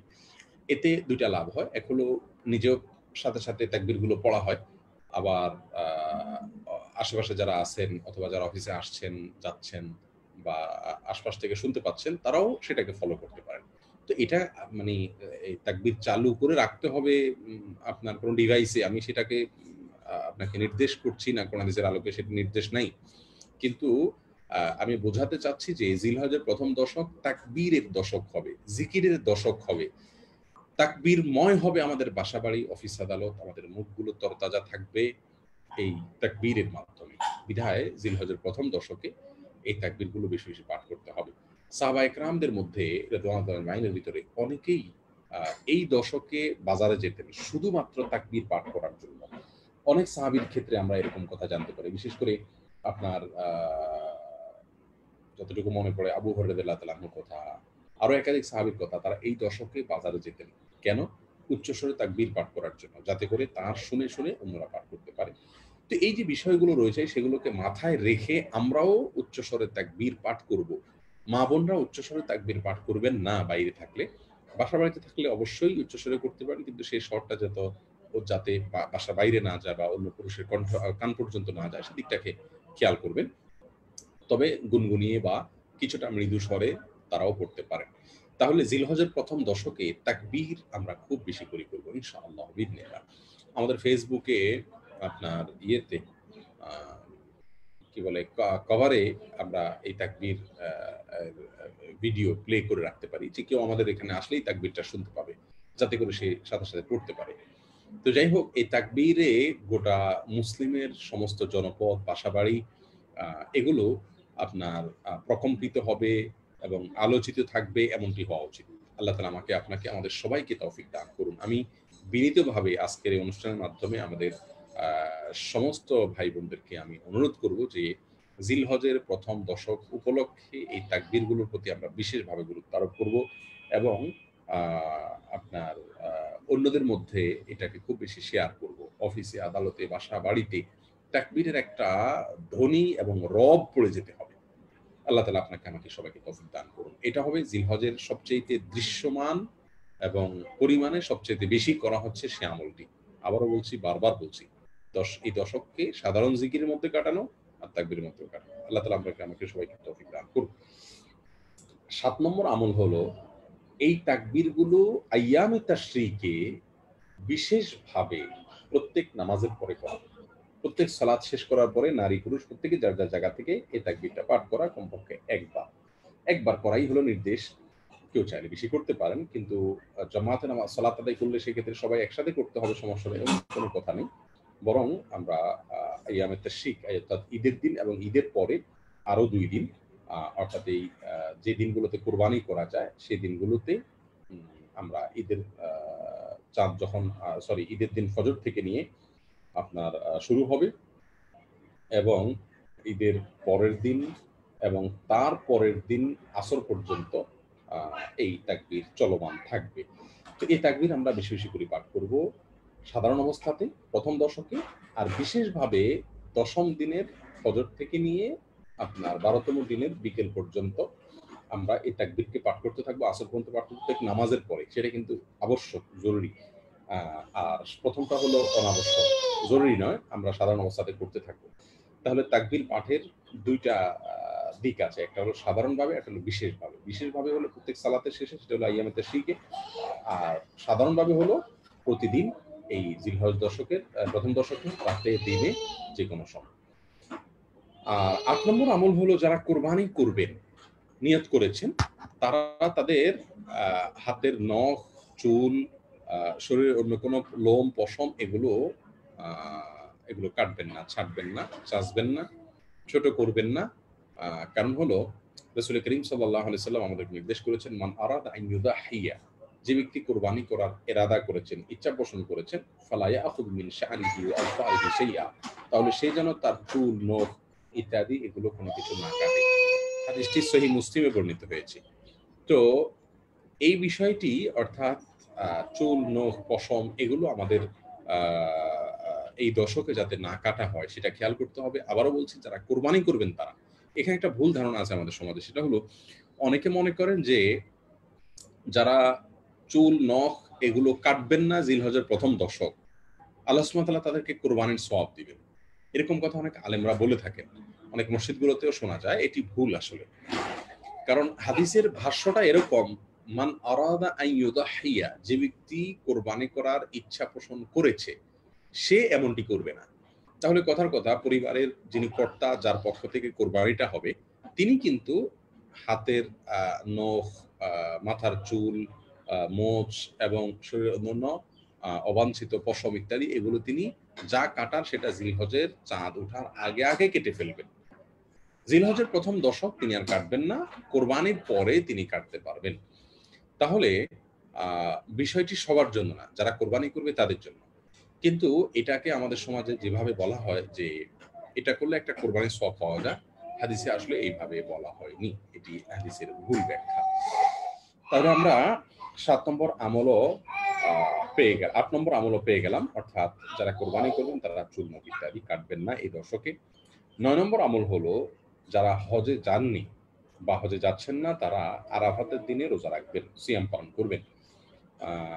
কারণ আরাফাতের দিনে সিয়াম প্রসঙ্গে রাসূল করিম সাল্লাল্লাহু আলাইহি ওয়াসাল্লাম সহিহ মুসলিম বর্ণিত হাদিসে বলেছেন, সিয়ামু ইয়াউমি আরাফা আহতাসিবু আলাল্লাহি আন ইউকাফিরা আস-সানাতা আল্লাতী ক্বাবলাহা ওয়াল্লাতী বা'দাহা, অর্থাৎ আরাফাতের দিনের সিয়াম এর সম্পর্কে আমার ধারণা হলো যে এর মাধ্যমে আল্লাহ সুবহানাহু ওয়া তাআলা ১ বছর আগের এবং ১ বছর পরের অগ্রিম গুনাহ আল্লাহ তাআলা মাফ করে দেন। এখানে একটা মজার বিষয় হলো যে আল্লাহ সুবহানাহু ওয়া তাআলা ১ বছর আগের গুনাহ মাফ করবেন, এটা তো আমাদের বুঝে আসে, কিন্তু ১ বছর পরের গুনাহও মাফ করবেন, এটার মিনিংটা কি? ১ বছর পরে তো আমরা বাঁচলে তারপর তো যাই হোক, হয়তোবা যদি আমি ১ বছর বেঁচে থাকলে যে পরিমাণ গুনাহ আমার হতো, ছোট গুনাহ, সেগুলো আল্লাহ তাআলা মাফ করবেন। এটাই হাদিসের উদ্দেশ্য। কেউ বলে থাকেন, যদিও এটা কোনো শক্তিশালী কোনো কথা তা নয়, কিন্তু একটি মত এরকম রয়েছে যে এক বছর পরে গুনাহ মাফ করার কথা বলা হয়েছে, সেখানে একটা ইন্ডিকেট, একটা আলামত রয়েছে। সেটা হলো ১ বছর আপনি বাঁচবেন, তার একটা একটা আ আলামত এখান থেকে পাওয়া যায়। অর্থাৎ যদি কেউ আরাফাতের রোজা রাখতে পারে, যেহেতু পরবর্তী ১ বছরেরও গুনাহ তার মাফ করা হবে বলে বলা হয়েছে, অতএব পরবর্তী ১ বছর তিনি হায়াত পাবেন ইনশাআল্লাহু বিইذনিল্লাহ, যদি এই রোজাটা রাখার তৌফিক পান। কিন্তু এটা কোনো আ অথেন্টিক আপনার কোনো কথা হাদিস থেকে বোঝা গেছে পরিষ্কার সেরকম নয়। এটা অনেকের ধারণা। যে যেহেতু হাদিসে ১ বছর পরে গুনাহ মাফ করার কথা বলা হয়েছে, অতএব আপনার ১ বছর তিনি বাঁচবেন সেই আশা জোরালোভাবে রাখা যায়। তাহলে অন্তত আমরা ১ বছর যাতে বাঁচতে পারি, অন্তত বর্তমান পরিস্থিতিতে যাতে COVID-19 এ আমাদের আল্লাহ না করুন মৃত্যু না হয়, সেই জায়গা থেকেও আরাফাতের দিনে রোজা রাখাটি আমাদের জন্য বিশেষভাবে গুরুত্বপূর্ণ। যাই হোক, মূল বিষয়টা হলো যে এই দিনের রোজা আমাদেরকে ১ বছর পূর্বের গুনাহ মাফ করিয়ে দিবে। এটা শুধুমাত্র গায়রে হাজীদের জন্য। হাজী সাহেবরা ওই দিন রোজা রাখা নিষেধ তাদের জন্য। তারা বরং সেদিনে পান করবেন, আহার করবেন, ইবাদত বন্দেগীর জন্য নিজেদেরকে শক্ত সবল রাখবেন। আর যারা হজে যাচ্ছেন না, তারা আরাফাতের দিনে আ রোজা রাখবেন এবং আপনার আল্লাহ সুবহানাহু ওয়া তাআলার কাছে আজর আশা করবেন। আরাফাতের দিনের রোজা নিয়ে আমাদের সমাজে অনেকগুলো আ আছে, কি বলে আপনার অনেকগুলো উম বিতর্ক আছে। তার ভিতরে একটা বিতর্ক হলো যে আরাফাতের দিনের রোজাটা আমরা কোন তারিখে রাখবো? এটা নিয়ে অনেকেই বলেছেন যে আপনার হাজী সাহেবরা আরাফাতে যে দিনটাতে অবস্থান করবেন, সেটা সৌদি আরবে যখন হাজী সাহেবরা অবস্থান করবেন, সেটা সৌদি আরবের আ চাঁদ অনুযায়ী তাদের জন্য ৯ তারিখ হবে জিলহজের। সেটা আমাদের দেশের মানুষের জন্য ৮ তারিখও হতে পারে। তো আমরা সেটাকে ফলো করে রোজা রাখবো। এরকম কথা অনেকে বলেন। আবার অনেকে বলেন যে না, জিলহজের ৯ তারিখ হলো আরাফাতের দিন। ইয়মে আরাফা বলা হয়। হাদিসে বলা হয়েছে সিয়ামু ইয়ৌমি আরাফা, অর্থাৎ আরাফার দিনের সিয়াম। এই যে আরাফাতের দিনের সিয়াম বলা হয়েছে হাদিসে, সেখানে কিন্তু আপনার রাসূল করিম সাল্লাল্লাহু আলাইহি ওয়াসাল্লাম ৯ না বললেও আরাফাতের দিনের সিয়াম বলতে আপনার জিলহজের ৯ তারিখকে বোঝানো হয়। যেমন ইয়মুত তারবিয়া বলতে ৮ তারিখকে বোঝানো হয় জিলহজের। ইয়মে আরাফা বলতে ৯ তারিখকে বোঝানো হয়। ইয়মুন নাহার বলতে ১০ তারিখকে বোঝানো হয়। কোরবানির দিন ১০ তারিখকে বোঝানো হয়। তো আরাফাতের দিন বলতে বলা হয়েছে হাদিসে, কিন্তু তাদের উদ্দেশ্য হলো ৯ তারিখ। যার কারণে পৃথিবীর যে প্রান্তে আছেন তার দেশে যখন ৯ তারিখ হবে, তখন সেদিন তিনি রোজা রাখবেন। আমি বলি ২ মতের কোনো মতকেই ফেলে দেওয়ার মতো নয়। এগুলো গবেষণা, হাদিস থেকে বুঝ। কেউ এরকম বুঝছেন, কেউ ঐরকম বুঝেছেন। তো এই বুঝের ক্ষেত্রে আমরা কোনটাকে সঠিক বেঠিক ওইভাবে পরিষ্কারভাবে ট্যাগ লাগাতে পারব না। তবে তুলনামূলকভাবে হকের নিকটবর্তী মনে হয় যে হাজী সাহেবরা আরাফাতে যেদিন অবস্থান করবেন, ওই দিনটা ওর সাথে মিল রেখে সেদিনে যদি আমরা রোজা রাখি, সেটা হবে আমার কাছে মনে হয় যে অধিক শক্তিশালী। তারপরেও আ যদি আপনি সন্ধ্যের ঊর্ধ্বে উঠতে চান, ফজিলতটা নিজের করে নিতে চান, তাহলে ৮, ৯ ২ দিনই রোজা রাখেন বাংলাদেশ থেকে। আপনার ২ দিন রোজা রাখলে কোনো অসুবিধা নাই। কারণ জিলহজের ১ম দিনগুলোতে ১ম ৯ দিন রোজা রাখার বিষয়েও কোনো আ উলামা ইকরাম পরামর্শ দিয়ে থাকেন। যেহেতু এই দিনগুলোতে আমল আল্লাহ সুবহানাহু ওয়া তাআলার কাছে অনেক বেশি প্রিয়। তো সেজন্য আ আমলের মধ্যে থেকে নফল সিয়াম একটা আমল। সেই জায়গা থেকেও আমরা জিলহজের ১ম দশককে আমলের মাধ্যমে কাটাতে পারি। তাহলে আমরা আ আপনার আ এই দশকে বিশেষভাবে আ আপনার আরাফাতের দিনের রোজার আমলটিকে আমরা আমল করব ইনশাআল্লাহ। আ যতটুকু আল্লাহ তাআলা তৌফিক কুলায় আমরা প্রত্যেকেই চেষ্টা করব। আর যদি ৮, ৯ ২ দিন রাখি, তাহলে সেক্ষেত্রে এই আকীদা থেকে রাখবো না যে ২ দিন রাখার জন্য হাদিসে নির্দেশ করা হয়েছে। মুহররমের ১০ তারিখের রোজার সাথে আরেকদিন আগে বা পরে যুক্ত করে ২ দিন রাখতে বলা হয়েছে। কিন্তু আরাফাতের ঘরে কিন্তু এই নির্দেশ করা হয়নি। যার কারণে আরাফাতের ক্ষেত্রে আমাদের এই ধারণা বা আকীদা যেন না হয় আবার যে ২ দিনই আমাদেরকে রোজা রাখার জন্য আ নির্দেশ করেছে। যাই হোক, আ এ হলো মোটামুটি জিলহজের ১ম দশকের যে আমলগুলো রয়েছে সেগুলো। আ আমি আ এক নজরে যদি আবারও বলে দেই আমলগুলো, আ সিরিয়ালটাকে একটু উলটপালট করে বলি। আগে যেটা এভাবে বলছি সেগুলো না বলে, ১ নম্বর হলো অধিক পরিমাণে আল্লাহ সুবহানাহু ওয়া তাআলাকে স্মরণ করা, আল্লাহর জিকির করা, বেশি, বেশি আল্লাহর জিকির করা। এটাকে আমরা ৬ নম্বরে বলেছিলাম আগে। এটাকে ১ নম্বরে রাখলে ভালো। ২ আ বেশি, বেশি নেক আমল করা। বেশি, বেশি নেক আমল করা, ভালো কাজ করা। ৩ নেক আমল করা বলতে রুটিন যে নেক আমলগুলো আছে, সে আমলগুলোকেই বিশেষভাবে গুরুত্বের সাথে করা।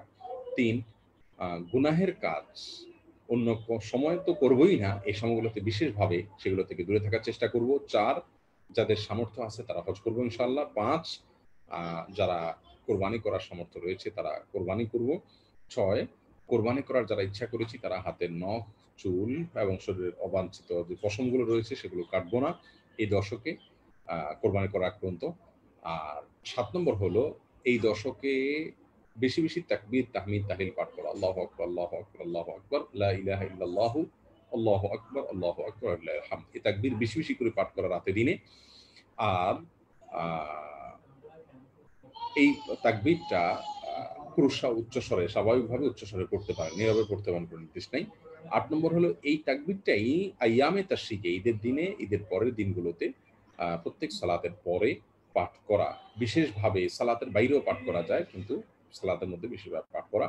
৯ নম্বর আমল হলো আরাফাতের দিনে নফল সিয়াম রাখা। আর আরেকটি আমলের কথা বলেছিলাম সেটা হলো বেশি, বেশি আগে থেকে ইস্তেগফার এবং তওবা করে এই দশকে ইবাদতের তৌফিক আল্লাহ সুবহানাহু ওয়া তাআলার কাছে চেয়ে নেওয়া, কামনা করে নেওয়া। তাহলে আমরা ১০টি আমল জানলাম এই দশকের। আমি আগেরবার যে সিরিয়াল বলেছি সেটাকে কিছুটা ওলটপালট করেছি গুরুত্বের বিচারে। এভাবে এই ১০টি আমলের মাধ্যমে আমরা জিলহজের প্রথম দশককে উত্তম থেকে উত্তমতর উপায়ে কাটাতে পারি। আল্লাহ তাআলা আপনাকে আমাকে সবাইকে তৌফিক দান করুন। সম্মানিত দর্শক, শ্রোতা, ভাই এবং বোনেরা, আমি আজকের এই অনুষ্ঠানের মাধ্যমে আপনাদেরকে বিশেষভাবে আবেদন করব যে এটা এমন একটা টপিক, এমন একটি বিষয় যে বিষয়ে আমরা শুরু থেকে বলে আসছি, বারবার বলে আসছি আপনাদেরকে, যে এই বিষয়ে ধারণা বিলুপ্তির পথে। সেই জায়গা থেকে আমরা একটু এটাকে রমাদানে যেভাবে ইবাদতে কাটাতাম, রমজান মাসকে কাটাই সাধারণত, এই দশকটাকে ঠিক সেভাবে কাটানোর জন্য আমরা এখন থেকে প্রস্তুতি নেই, মানসিকভাবে তার জন্য তৈয়ার হই এবং সম্ভব হলে আমরা ইনশাআল্লাহ আমাদের আসুন্নাহ ফাউন্ডেশন থেকে একটা লিফলেট করে ফেলবো ১ পৃষ্ঠার, এবং সোশ্যাল মিডিয়াতে আমরা ইনশাআল্লাহ ছেড়ে দিব জিলহজের প্রথম দশকের মর্যাদার কারণগুলো এবং এই দশকে কোরআন এবং হাদিসের আলোকে আমাদের যে করণীয়গুলো আছে সেগুলোকে। আপনারা এটাকে আপনাদের হাতের কাছে রাখবেন, মোবাইলে অথবা কম্পিউটারে আপনারা এই জেপিজিটাকে ডেস্কটপে রেখে দিবেন যাতে করে বারবার আপনাদের নজরে পড়ে। এটাকে সেট করে রাখবেন এবং প্রিন্ট কপিটাকে হাতের কাছে বা কোনো জায়গাতে লাগিয়ে রাখবেন যাতে করে বারবার মনে পড়ে। আর বিশেষ করে তাকবীরের ধ্বনিতে গোটা পরিবেশকে আমরা তাকবীরময় করে ফেলবো এই দশকগুলোতে। আল্লাহ তাআলা আমাদের সবাইকে তৌফিক দান করুন। জীবনে জিলহজের প্রথম দশক বারবার এসেছে। আমরা অনেকে আলহামদুলিল্লাহ করেছি আমল, কিন্তু এভাবে গোছানো এবং পয়েন্ট ভিত্তিক আমল করার তৌফিক হয়তো সবার হয়নি। তো সেজন্য আমি বলব যে এই দশকটিকে এবছর আমরা বিশেষভাবে গুরুত্ব দিই। আপনি আবারও ওই হাদিসটার কথা স্মরণ করুন, যেটিতে সহিহ বুখারীতে বর্ণিত হয়েছে, রাসূল করিম সাল্লাল্লাহু আলাইহি ওয়াসাল্লাম বলেছেন, মা মিন আইয়ামিন আল আমালুস সালিহু ফীহিন আহাব ইলাল্লাহ মিন হাযিহিল আইয়াম, ইয়ানি আইয়ামুল আশর। قيل ولا الجهاد في سبيل الله قال ولا الجهاد في سبيل الله إلا رجل خرج بماله ونفسه فلم يرجع منه شيئا أو كما قال। অর্থাৎ এই দশকের আমলগুলো আল্লাহর কাছে এত প্রিয়, অন্য কোন সময়ের আমল, অন্য কোন দিনের আমল আল্লাহর কাছে এত প্রিয় হয় না। এমনকি জিজ্ঞাসা করলো, ইয়া রাসূলুল্লাহ, অন্য সময়ের জিহাদ? বললেন, না, অন্য সময়ের জিহাদের আমলও এই সময়ের সাধারণ আমলের চাইতে আল্লাহর কাছে প্রিয় নয়। যে ব্যক্তি জিহাদের ময়দানে গিয়েছেন, জানমাল দুইটা নিয়ে, কোনোটাই নিয়ে ফেরত আসতে পারেননি, দুইটাই আল্লাহর রাস্তায় কোরবানি করেছেন তিনি, তার বিষয়টি এক্সেপশন, তার মর্যাদা এই দশকের আমলকারের চাইতে বেশি। তাহলে দেখুন, এই দশকের এত গুরুত্ব কোরআন হাদিসে দেওয়া হয়েছে, আল্লাহ এবং তার রাসূল সাল্লাল্লাহু আলাইহি ওয়াসাল্লাম দিয়েছেন। সেই গুরুত্বের ছাপ আমি কি সেভাবে নিতে পেরেছি? না, আমাদের সমাজেই এটার ব্যাপারে সেই গুরুত্বটা করা হয় না। আমরা যে আমলগুলো বললাম সেগুলোর ভিতরে নফল সিয়ামের কথা বলিনি, কারণ হাদিস থেকে আলাদা করে ওটাকে বলা হয়নি। তবে অনেক ওলামায়ে কেরাম পরামর্শ দিয়েছেন জিলহজের প্রথম দশকের প্রথম ৯টি দিনই যেন আমরা সিয়াম পালন করি, রোজা রাখি, নফল রোজা রাখি। কারণ সাধারণভাবে হাদিসে, বুখারীর বর্ণিত হাদিসে কিন্তু এই দশকের আমলকে আল্লাহর কাছে প্রিয় বলা হয়েছে। তো সিয়াম, নফল সিয়াম এটা একটা আমল। বিশেষ করে দশকে যদি সোম বৃহস্পতি পড়ে, তাহলে সেক্ষেত্রে সেগুলোকে বিশেষ গুরুত্বের সাথে রাখা। আর অন্য দিনগুলো তো আমরা নফল সিয়াম হিসেবে রাখতে পারি। তো অনেক উলামায়ে কেরাম কিন্তু সেটাকেও একটা আমল বলেছেন। সেটাকে আমরা যুক্ত করলে, অর্থাৎ জিলহজের প্রথম দশকের প্রথম ৯ দিনই রোজা, এটাকে আমরা যদি বলি তাহলে সেক্ষেত্রে আরো একটি আমল যুক্ত হয়ে যায়, অর্থাৎ ১১টি আমল হয়ে যায়। এজন্য বলছি যে আমলটির ব্যাপারে কোরআন হাদিস এত বেশি গুরুত্ব দিয়েছে, কোরআন হাদিসের গুরুত্বের এত গুরুত্বের ছাপ আমার জীবনে, আমার পরিবারে এবং আমার সোসাইটিতে কতখানি পড়েছে সেটা আমাকে কিন্তু হিসাব মিলাতে হবে। আল্লাহ সুবহানাহু ওয়া তাআলার কাছে কায়মনোবাক্যে আমি দোয়া করছি, আল্লাহ আমাকে, আপনাকে, আপনারা যারা শুনছেন, দেখছেন, আপনাদের সকলকে এই দশকটিকে আল্লাহ সুবহানাহু ওয়া তাআলার সন্তুষ্টির মাধ্যম হিসাবে, সোপান হিসাবে, সিঁড়ি হিসাবে ব্যবহার করার তৌফিক দান করুন। রমাদানের পরে এই দশকে যেন আমরা ঈমানের তাকওয়ার আবার একটু চার্জ করে নিতে পারি, সেজন্য এখন থেকে কিন্তু প্রস্তুতি গ্রহণ করতে হবে। কিভাবে জিকির করব, কিভাবে তাকবীর পাঠ করব, কিভাবে তাকবীরময় করব, ফ্যামিলির সবাইকে নলেজ শেয়ার করা এবং জানা বিষয়টাকে আবার নতুন করে আলোচনায় আনা, যাতে করে সবাই মানসিকভাবে প্রস্তুতি নিতে পারেন এবং গুনাহের যত উপায় উপকরণ রয়েছে সেগুলো থেকে সরে আসা, তাহাজ্জুদ অন্য সময় পড়তে না পারলেও এই সময়গুলোতে পড়ার জন্য আগে থেকে রাতে তাড়াতাড়ি শুয়ে যাওয়ার জন্য সংকল্প করে নেওয়া। তারপরে কোরবানি বা ঈদের প্রস্তুতির জন্য অতিরিক্ত ঈদের প্রস্তুতি সেটাও একটা আমল, কিন্তু সেটার পিছনে, বিশেষ করে কোরবানির পিছনে প্রস্তুতির নামে অপ্রয়োজনে যাতে সময় ব্যয় না করা হয় সেটা থেকে, সেটার জন্য আগে থেকে প্রস্তুতি নেওয়া। মা বোনরা দেখা যায় যে কোরবানির গরুর গোশত অথবা খাসির গোশত, কোরবানির পশুর গোশত এটা সংরক্ষণ করা, এটা রান্নাবাড়া করা, তার জন্য মশলাপাতি রেডি করা, এগুলো নিয়ে কিন্তু ঈদের আগে ২-৪ দিন থেকে নিয়ে মহা ব্যস্ত থাকেন। তো সেগুলো সম্ভব হলে জিলহজের মাস শুরু হওয়ার আগে আমরা করে ফেলতে পারি, যাতে করে ওই দশকটাকে আমরা ইবাদতের জন্য ফিক্স করে ফেলতে পারি। রমজানের শেষ দশককে যেরকম করে থাকি, এই দশককে যেন সেরকম আমরা ইবাদতের জন্য নির্দিষ্ট করে ফেলতে পারি, সেই চেষ্টাটা আমাদের অনেক আগে থেকে থাকতে হবে। উত্তম পরিকল্পনা, উত্তম প্রস্তুতি এটা কাজের অর্ধেক। আল্লাহ সুবহানাহু ওয়া তাআলা কোরআনে কারিমে বলেছেন যে ওয়ালাউ আরাদুল খুরুজ লা আ'আদ্দু লাহু উদ্দা। কোন এক যুদ্ধে কিছু লোক অংশগ্রহণ করতে পারেননি। আল্লাহ সুবহানাহু ওয়া তাআলা তাদের প্রসঙ্গে বলেছেন, যদি তারা যুদ্ধে যাওয়ার ইচ্ছা থাকতো তাহলে তারা প্রস্তুতি নিত। আপনি জিলহজের ১ম দশকে ইবাদত করতে চান কিনা, বিশেষভাবে কাটাতে চান কিনা, কোন হাদিসে যেটাকে এত বেশি গুরুত্ব আরোপ করা হয়েছে সেটাকে আপনার জীবনে গুরুত্বপূর্ণ হিসাবে আপনি করতে চান কিনা, এটা প্রমাণ করবে এই দশক নিয়ে আপনার প্রস্তুতি কেমন সেটার উপরে। আর এজন্য আলহামদুলিল্লাহ আমি সংশ্লিষ্ট সবাইকে বিশেষভাবে শুকরিয়া জানাচ্ছি, কৃতজ্ঞতা জানাচ্ছি যে অনেক আগে থেকে এই টপিকে আলোচনা করা হয়েছে।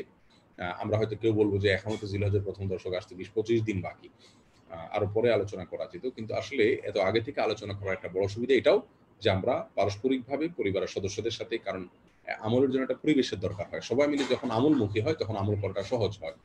তো সবার সাথে আমরা শেয়ারও করতে পারবো আর এখন থেকে প্রস্তুতিও নিতে পারবো। বাধাগুলো কিন্তু আমাদের আগে মাথায় রাখতে হয় প্রস্তুতির ক্ষেত্রে। ইবাদতের বাধাগুলো কি, কি?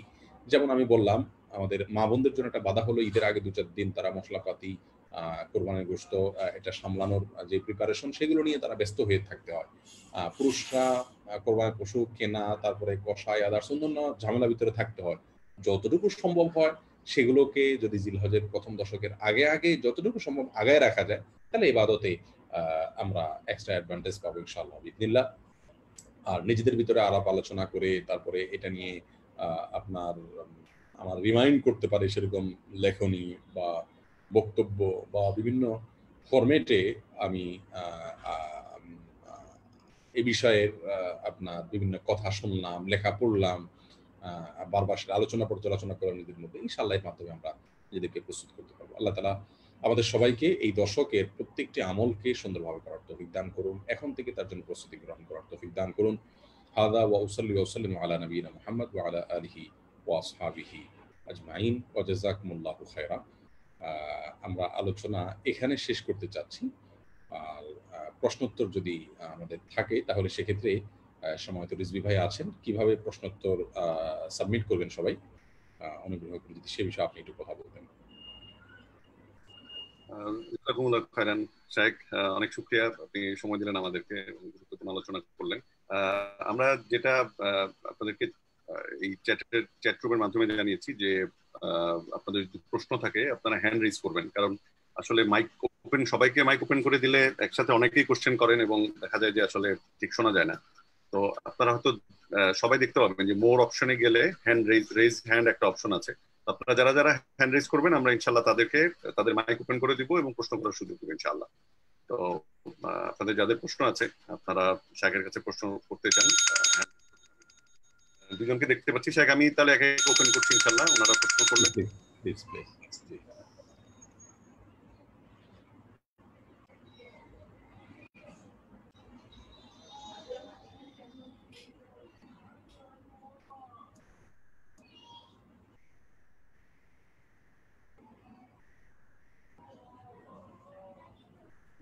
হ্যালো, সালাম আলাইকুম। শোনা যাচ্ছে না, সরি। সালাম আলাইকুম। ওয়ালাইকুম আসসালাম রহমতুল্লাহ। জি ভাই। শাইখ, আমার প্রশ্নটা ছিল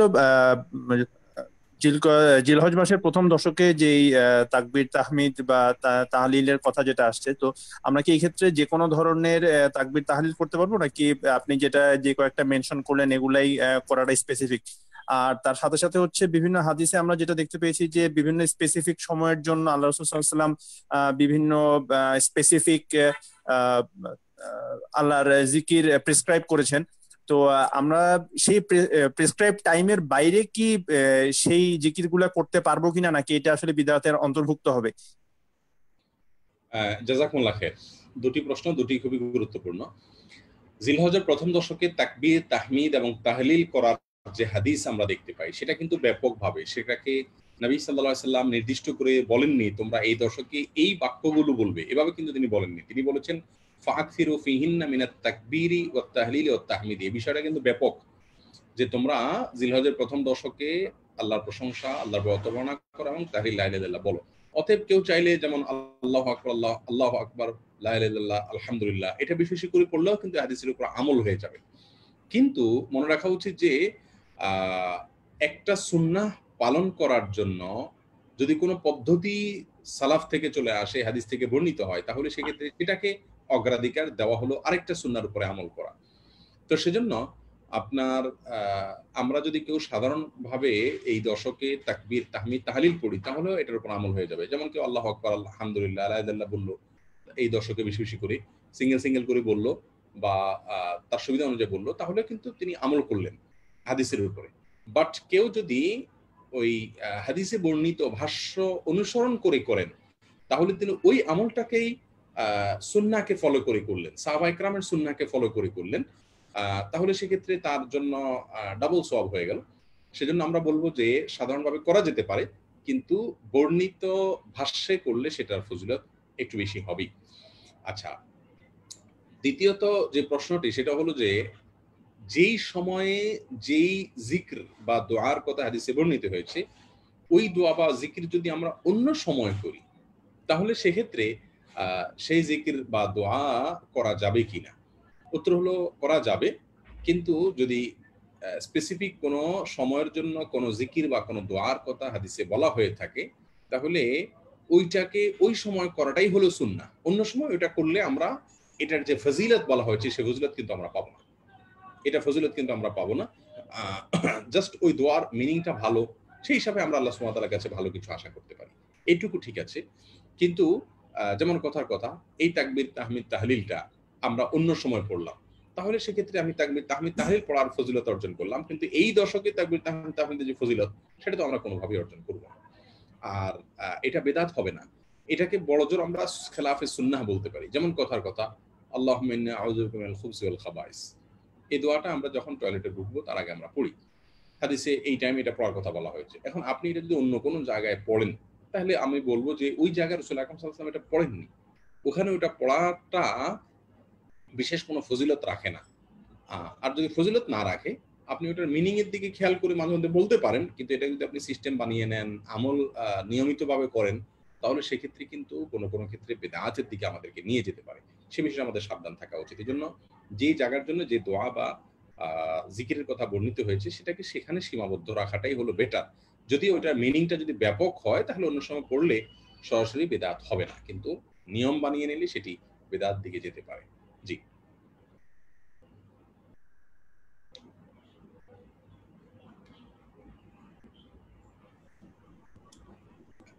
এরপরে কারো প্রশ্ন?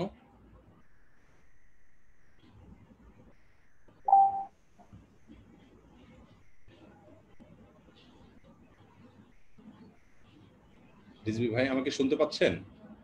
আমাদের professor M A Jalil Chowdhury, তিনি বোধহয় হাত তুলেছেন ভিডিওতে।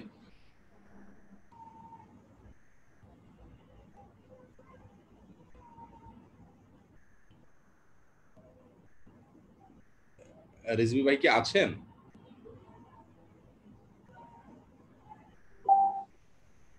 জি, আসসালামু আলাইকুম। ওয়ালাইকুম আসসালাম ওয়া রাহমাতুল্লাহি ওয়া বারাকাতুহু। যে ওই যে সিয়াম সম্বন্ধে কথা হইলো, আপনি যেটা বললেন যে 10 তারিখ সিয়াম রাখা ঠিক আছে, কিন্তু পুরো 10 দিন সিয়াম রাখতে কোনো আপত্তি আছে? আবার এরপরে 10-এর পরে 13, 14, 15 তো একটা সিয়ামের একটা সতর্কতা বলা আছে। এই ক্ষেত্রে সুন্নতে আকীদার কোনটা হবে এখানে? 10 তারিখে তো সিয়াম রাখা যাবে না, কারণ 10 তারিখ তো ঈদের দিন। ঈদের দিনে তো সিয়াম রাখা নিষেধ। আরাফাত, সরি, আরাফাতের দিন, আরাফাত। আরাফাতের দিন তো অবশ্যই সিয়াম রাখবো আমরা, সেটি সুন্নাত ইনশাআল্লাহ বিদিনিল্লাহ। বাকি 8 দিন বা 9 দিন? হ্যাঁ, বাকি 8-9 দিন সম্পর্কে আমরা বলেছি, কিন্তু অনেক ওলামা একরাম জিলহজের প্রথম 9 দিনের সবগুলো দিনে রোজা রাখাকে মুস্তাহাব বলেছেন, ভালো বলেছেন। তবে হাদিস থেকে স্পেসিফিক কোনো নির্দেশ পাওয়া যায় না জিলহজের 1 থেকে 9 তারিখ রোজা রাখার বিষয়ে। যারা এই দিনগুলোর সবগুলোতে রোজা রাখার কথা বলেছেন, তাদের যৌক্তিক দিকটা হলো, তারা বলেন যে যেহেতু এই দশকের দিনগুলোতে আমল বেশি বেশি করতে বলা হয়েছে, যে কোনো ভালো আমলই করা যেতে পারে, তো নফল রোজা রাখা এটা একটা ভালো আমল, সেই হিসাবে এটাও করা যেতে পারে। এটাকে সুন্নাহ মনে করার কোনো সুযোগ নেই। সুন্নাহ হলো আরাফাতের দিনে রাখা। শুরু থেকে কেউ যদি দিনগুলোতে রাখেন, এজন্য আমরা বলেছি সোম বৃহস্পতি যদি পড়ে, তাহলে সেটাকে বিশেষ গুরুত্ব দিয়ে রাখতে পারেন, কারণ এগুলো এমনি সুন্নাহ। তো এই টাইমে সুন্নাহ পালনের গুরুত্ব আরো বেশি, সেই জায়গা থেকে সোম বৃহস্পতি আপনি রাখেন, কিন্তু প্রত্যেকটা দিনই রাখতে হবে সেরকম কোন নির্দেশনা সরাসরি হাদিস থেকে পাওয়া যায় না। আর ইবাদতের ক্ষেত্রে সুন্নতের সঙ্গে যত বেশি আমরা মিল রেখে করব, ততটাই আমাদের জন্য ভালো। যেহেতু হাদিসে এই দিনগুলোতে রোজা রাখার জন্য আলাদা কোনো ইশারা ইঙ্গিত নির্দেশ পাওয়া যায় না, বিধায় এই দিনগুলোতে রোজার বিষয়ে আমরা খুব বেশি গুরুত্ব আরোপ করবো না। তবে হ্যাঁ, ওই যে সুন্নাহ রোজাগুলো সমৃদ্ধি আমরা রাখার চেষ্টা করবো ইনশাআল্লাহ। জি, জাযাকাল্লাহ খায়ের। জাযাকাল্লাহ খায়ের। জি,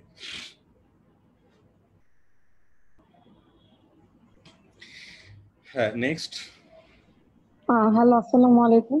ওয়ালাইকুম আসসালাম ওয়া রাহমাতুল্লাহি ওয়া বারাকাতুহু। জি, আচ্ছা, আমার একটা কোশ্চেন ছিল, সেটা হচ্ছে যে ইস্তেখারা যেটা, মানে ওটা করার নিয়মটা যদি একটু বলতেন, আর ওটা একটু জানতে চাচ্ছিলাম। দেখুন, ইস্তেখারার নিয়ম হলো, একজন সাহাবী বর্ণনা করেছেন যে রাসূল করিম সাল্লাল্লাহু আলাইহি ওয়াসাল্লাম আমাদেরকে ইস্তেখারা শেখাতেন, যেভাবে কোরআনের সূরা শেখাতেন। কোরআনের সূরা যেরকম শেখাতেন, তিনি ইস্তেখারা ঠিক সেভাবে শেখাতেন। তো আমরা ইস্তেখারার পদ্ধতি তিনি কিভাবে শেখাতেন সে বিষয়ে বর্ণনা করতে গিয়ে তিনি বলেছেন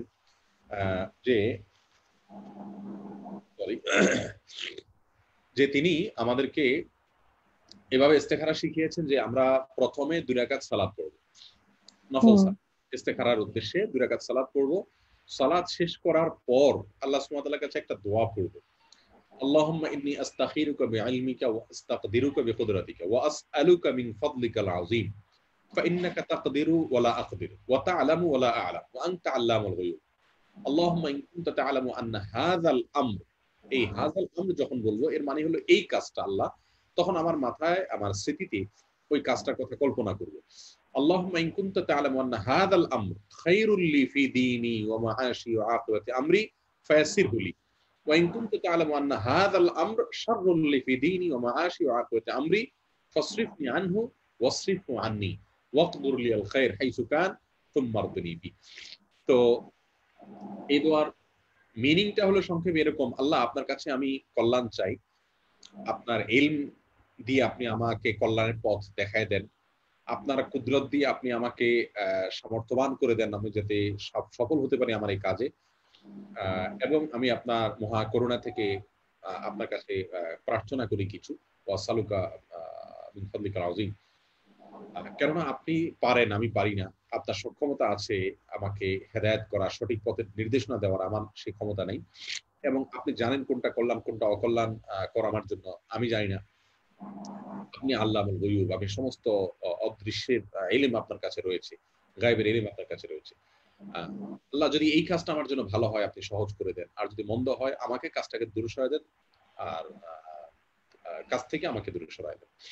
তো এই যে দোয়া, এই দোয়াটা আপনি পড়বেন, এটার অর্থ বুঝে আল্লাহ সুবহানাহু ওয়া তাআলার কাছে আপনি দোয়াটা পড়বেন, বাস, এর নাম ইস্তেখারা। এই ইস্তেখারা কতবার করবেন কোনো সংখ্যা নির্দিষ্ট নাই, যতক্ষণ পর্যন্ত আপনার ওই কাজটি ব্যাপারে ডিসিশনে আসতে না পারবেন ততক্ষণ পর্যন্ত ইস্তেখারা থাকবে, চলতেই থাকবে। ইস্তেখারা করার পরে আপনি শোয়ার পরে স্বপ্ন দেখলেন, এই বিষয়টা জরুরি কিনা? উত্তর হলো না, স্বপ্ন দেখার সাথে ইস্তেখারার কোনো সম্পর্ক নেই। হাদিস থেকে এরকম কোনো কিছু পাওয়া যায় না। তবে কেউ ইমানদারের ভালো স্বপ্ন সেটা আল্লাহ সুবহানাহু ওয়া তাআলার পক্ষ থেকে সুসংবাদবাহী, সেদিক থেকে আপনি দেখতেও পারেন, কিন্তু স্বপ্ন দেখতে হবে এমন কোনো জরুরি নেই।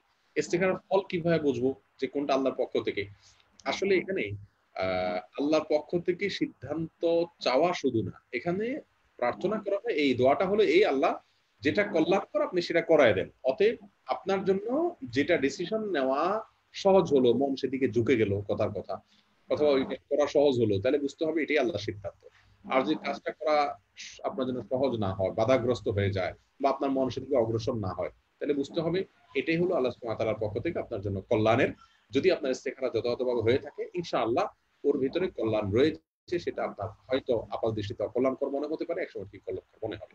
ইস্তেখারা বিষয়ে বিস্তারিত আলোচনা আমাদের ইউটিউবে আছে, ইস্তেখারার পদ্ধতি, এরকম লিখে সার্চ দিলে চলে আসবে ইনশাআল্লাহ।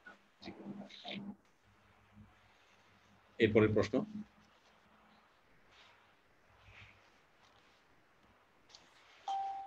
জি, আসসালামু আলাইকুম। ওয়ালাইকুম আসসালাম ওয়া রাহমাতুল্লাহ। জি শাইখ, আমার প্রশ্নটা হচ্ছে, যেহেতু হজের প্রথম জিলহজ মাসের প্রথম 10 দিন আমাদের চুল নখ কাটার ব্যাপারে একটা হাদিস এসেছে।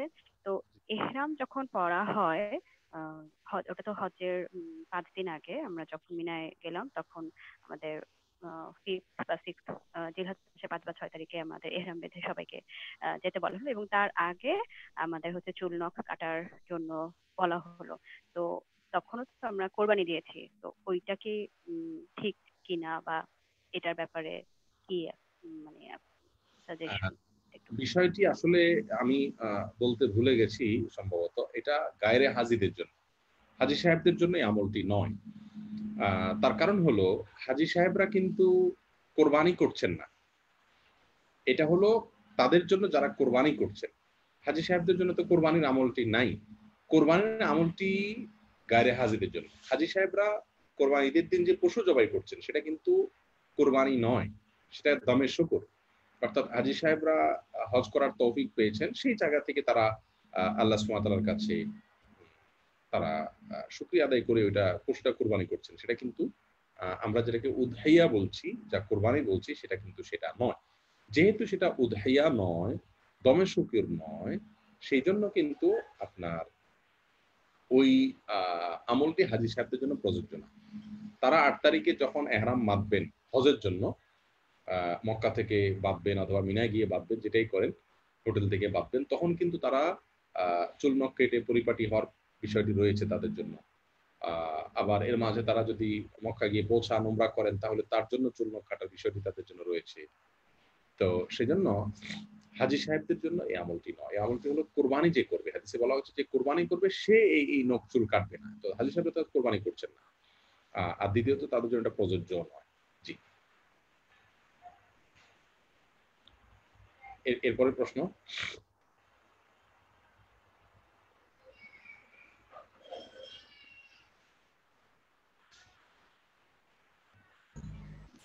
আসসালামু আলাইকুম। ওয়ালাইকুম আসসালাম। শেখ, আমার কারো হাজবেন্ড যদি রিয়াদে এমবাসিতে কর্মরত থাকে আর ওয়াইফ যদি হজ করতে চান, তো উনি কি মাহরাম ছাড়া ঢাকা টু রিয়াদ পর্যন্ত সফর করতে পারবেন কিনা? তারপর তো হাজবেন্ডের সাথেই হচ্ছে সে হয়তো হজ করতে গেলেন, কিন্তু এই যে সফরটা আসলে কতটুকু শরীয়ত সম্মত, এটা জানতে চাচ্ছি। খুবই গুরুত্বপূর্ণ প্রশ্ন এটা। ইসলামী শরিয়ার দৃষ্টিকোণ থেকে সফরটা নাজায়েজ, কারণ মাহরাম ছাড়া সফর হলো সেটি গুনাহের কাজ হলো।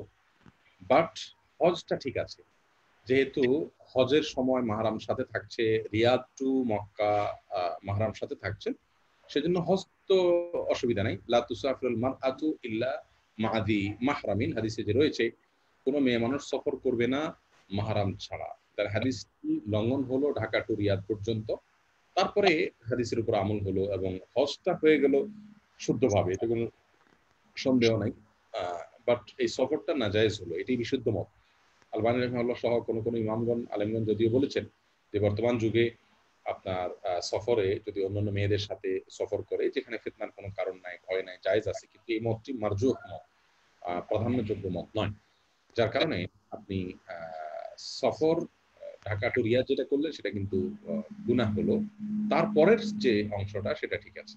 জি জি, জাযাকাল্লাহ।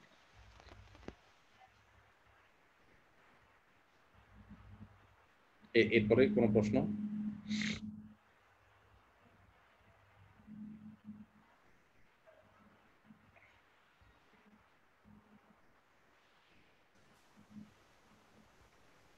জি, আসসালামু আলাইকুম। ওয়ালাইকুম আসসালাম ওয়া রাহমাতুল্লাহ। আচ্ছা, ইতিপূর্বে তো দেখা গেছে আমি যেটা করেছি 1 থেকে 9 জিলহজ রোজা রাখছি, কিন্তু দেখা যাচ্ছে বেশি সুন্নার দিকে যদি যেতে চাই তাহলে একদিন রাখাটাই উত্তম। কিন্তু আচ্ছা, যদি ওই একদিনটা জুম্মার দিন পড়ে যায়, যেটা এবছরে হওয়ার সম্ভাবনা আছে, 9 জিলহজটা জুম্মার দিন হওয়ার সম্ভাবনা এবছর দেখা যাচ্ছে, জি। সেক্ষেত্রে কি করা? তার তো অসুবিধা নেই, কারণ জুমার দিনে সিয়াম রাখা নিষেধ। এটা আপনার সাধারণ অবস্থাতে, জি, কিন্তু যদি বিশেষ কোনো ইয়ের ভেতরে পড়ে যায়, ফরম্যাটে পড়ে যায়, তখন তো সে সাধারণ নিষেধাজ্ঞা থাকবে না। যেমন চাঁদের 13, 14, 15 হুম, এই দিনগুলোতে 3 রোজা দিন। রাখা সুন্নাত। এখন জি, এটা তো খুব বেশি সম্ভাবনা আছে যে প্রায় সময় শুক্রবার পড়ে যাবে, কারণ 3টি দিন তো 13, 14, 15 3টি দিন আইয়ামে বীজের মধ্যে শুক্রবারটা পড়ে যেতেই পারে প্রায় সময়। তো প্রায় পড়ে সেজন্য যায়। জি, জি, সেজন্য জিলহজের প্রথম জিলহজের 9 তারিখ এটা যদি শুক্রবার হয়, তাহলে সেটি হাদিস থেকে মুস্তাসনা বা এক্সেপশন থাকবে, যে হাদিসে শুক্রবারে রোজা রাখার উপরে নিষেধাজ্ঞা রয়েছে, সেটা থেকে এটা ব্যতিক্রম হবে, কারণ এটি সাধারণ অবস্থায় নয়, এটা বিশেষ অবস্থায়, যার কারণে আরাফাতের দিন হিসাবে আমরা রাখবো, এটা শুক্রবার দিন হিসাবে না। জি, যাতায়াত হয়।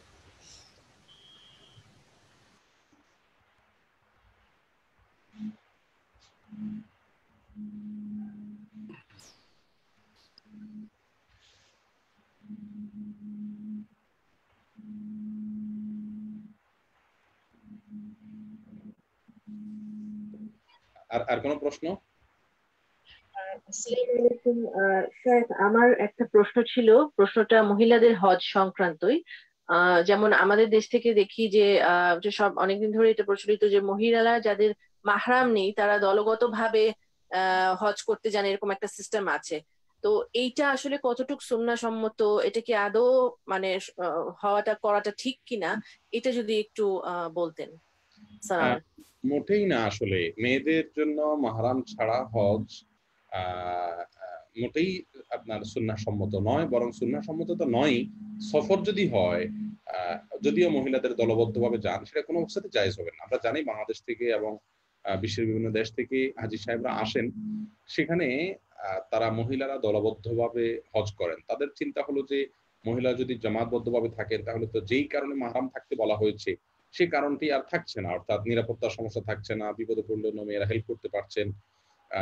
সব মিলিয়ে তার নিরাপত্তার বিষয়গুলো তো নিশ্চিত হচ্ছে, তাহলে আর সমস্যাটা কোথায়? আসলে হাদিসে কিন্তু এখানে কোনো কারণ বলে দেওয়া হয়নি, তাহলে আমরা বলতাম যে এই কারণটি যেহেতু এখন আর নাই, অতএব হারাম আর নাই। বিষয়টি সেরকম না। বিষয়টি হলো হাদিসে বলা হয়েছে লা তুসাফিরুল মারআতু, কোনো মেয়ে যেন সফর না করে মাহরাম পুরুষ ছাড়া। মাহরাম পুরুষ ছাড়া যেন সফর না করে, এটা সুস্পষ্ট নিষেধাজ্ঞা। সেই সুস্পষ্ট নিষেধাজ্ঞাকে বিভিন্ন যুক্তি দিয়ে নিজেরা খণ্ডন করা বা লঙ্ঘন করার কোনো জাওয়াজ বা অনুমোদন থাকতে পারে না। সারা বিশ্বের যত ওলামা একরাম রয়েছেন, প্রায় সকলে এ ব্যাপারে ঐক্যমতে রয়েছেন, এটা করা যায় না। আর হজের জন্য, ওমরার জন্য এই কাজটা যারা করে থাকেন, তারা এক্সট্রা আরেকটা গুনাহ করেন, সেটা হলো মিথ্যা এবং প্রতারণার গুনাহ। দুইটা গুনাহ করেন, দুইটা কাবিরা তারা করে থাকেন। তার একটা হলো প্রতারণা, একটা হলো মিথ্যা। তার কারণ আপনি সৌদি এম্বাসিতে যখন ভিসার জন্য অ্যাপ্লিকেশন করবেন, তখন আপনার মাহরাম হিসাবে আপনাকে একজন পুরুষকে দেখাতে হবে। তো আপনার যখন কোনো মাহরাম থাকবে না, তখন হজ গ্রুপ করবে কি, ওই গ্রুপেরই অন্য কোনো পুরুষ যিনি হয়তো সিঙ্গেল আছেন, তাকে লিখে দিবেন আপনার মাহরাম, কিছু একটা লিখে দিবেন, তাহলে এটা তো নিশ্চিত। এটা ছাড়া আপনার ভিসা অ্যাপ্লিকেশন পূর্ণ করা যাবে না। তাহলে আমি মিথ্যা কথা বলছি, প্রতারণা করছি, আবার মাহরাম ছাড়া সফর করার গুনাহে লিপ্ত হচ্ছি। ইবাদত কিন্তু আমাদের নিজেদের খাহেশ মেটানোর নাম না, যে আমি একটা আবেগ মিটালাম, পূরণ করলাম, উমরা করলাম, হজ করলাম, এর নাম কিন্তু ইবাদত না। ইবাদত হলো আল্লাহ এবং তার রাসূল সাল্লাল্লাহু আলাইহি সাল্লামের আনুগত্য করা, অনুকরণ করা। যার কারণে আমাকে হজ করার সময় মহিলারা দলবদ্ধভাবে গেলে তাদের সাথে আমি যেতে পারবো, এরকম মনে করার কোনো কারণ নেই, জায়েজ নেই। জি,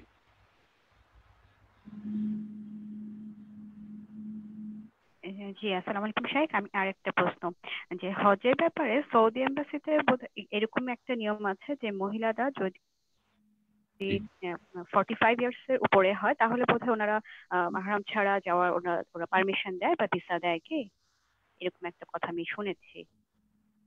আমার এরকম কোনো কথা জানা নাই যে তারা মাহরাম ছাড়া গেলে, সরি, অনেক বয়স্ক হলে তাদের বয়স যদি 45। জি, এরকম অনুমোদন দেয় বলে আমার জানা নাই। যদি দেয় সৌদি গভর্নমেন্ট, কথার কথা, তারা হয়তো তাদের এন্ড থেকে এরকম করতেও পারে যে অল্প বয়স্কা মেয়েরা গেলে সেখানে থেকে যাবে কাজের জন্য, কিন্তু বৃদ্ধা মহিলারা গেলে সেখানে তারা থেকে যাবেন না। এটা হয়তো এনশিওর করার জন্য তারা এই আইন করতে পারে, কিন্তু সেই ক্ষেত্রে আমরা তাদের এই ওই আইন অনুযায়ী আপনার যদি কেউ মাহরাম ছাড়া যান, তিনি আল্লাহর আইন লঙ্ঘন করলেন। সৌদি গভর্নমেন্টের আইন ফলো করতে গিয়ে যদি আল্লাহর আইন লঙ্ঘন হয়, তাহলে আল্লাহর কাছে অন্তত জবাবদিহি করার কোনো সুযোগ থাকবে না। আল্লাহ সুবহানাহু ওয়া তাআলার নির্দেশটা কিন্তু সকল মেয়েদের জন্য সমানভাবে প্রযোজ্য। অতএব সকল বয়সের জন্য। সকল বয়সের জন্য। অতএব আপনার বৃদ্ধা হলে তার জন্য কোনো এক্সেপশনের কথা কোনো হাদিসে বলা হয়নি। সৌদি গভর্নমেন্ট যে এক্সেপশন করেছে এটা তাদের স্বার্থ রক্ষা করার জন্য, এর সাথে শরীয়তের কোনো সম্পর্ক নেই। যার কারণে বরং আপনার বৃদ্ধা হলে তার তো আরো বেশি হেল্পের প্রয়োজন হবে। অতএব এখানে কিন্তু শুধুমাত্র এক ধরনের ফিতনা থেকে বাঁচার জন্যই এই নির্দেশটা রাসূল করিম সাল্লাল্লাহু আলাইহি ওয়াসাল্লাম দিয়েছেন, এমনটি আমরা নিশ্চিত করে কেউই বলতে পারবো না। যার কারণে সর্বাবস্থাতেই এই বিধানটি আর প্রযোজ্য। জি, শুকরিয়া।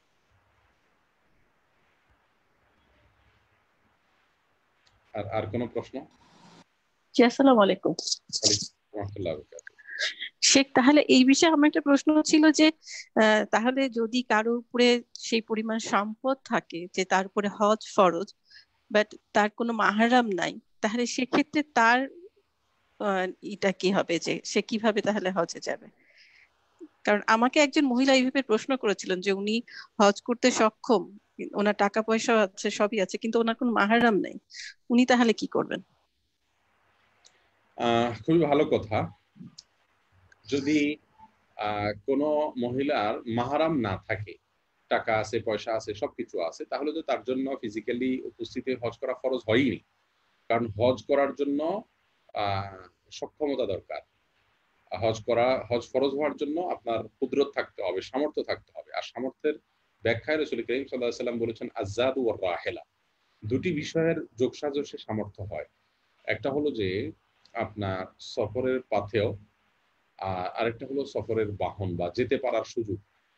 মেয়েদের জন্য যেতে পারার সুযোগটা আছে তখনই প্রমাণ হবে যখন মাহরাম থাকে। যেহেতু তার মাহরাম নাই অথবা আছেন কেউ যেতে রাজি নন, তাহলে সেক্ষেত্রে তার জন্য হজ ফরজি হয়নি। কথাকে বোঝাতে পেরেছি? অতএব তিনি তার জন্য ফিজিক্যালি উপস্থিত হয়ে, শারীরিকভাবে তিনি নিজে উপস্থিত হয়ে হজ করা, এটা তার জন্য বাধ্যতামূলক নয়।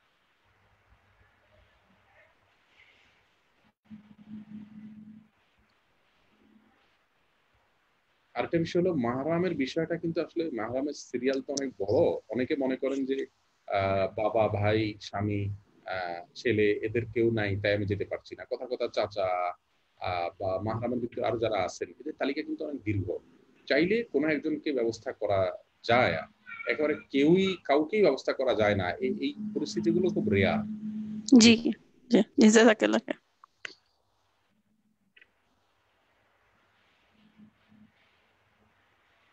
আর কোনো প্রশ্ন রিজু ভাই?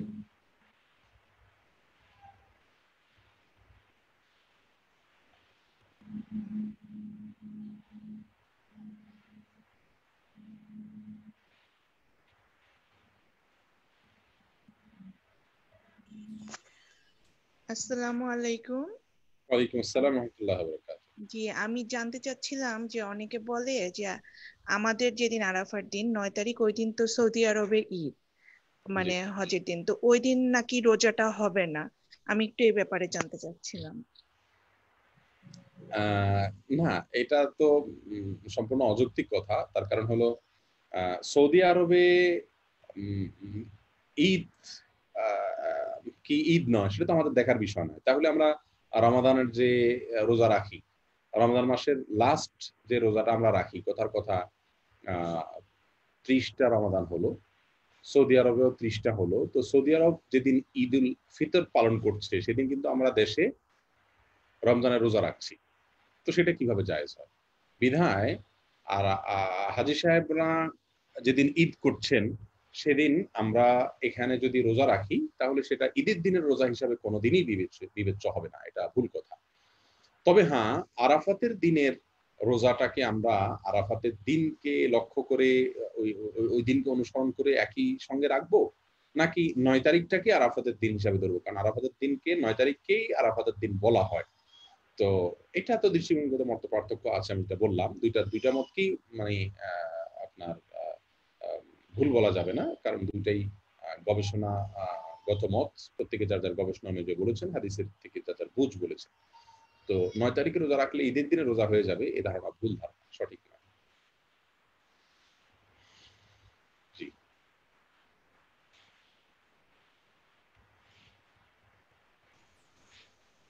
জি, ধন্যবাদ।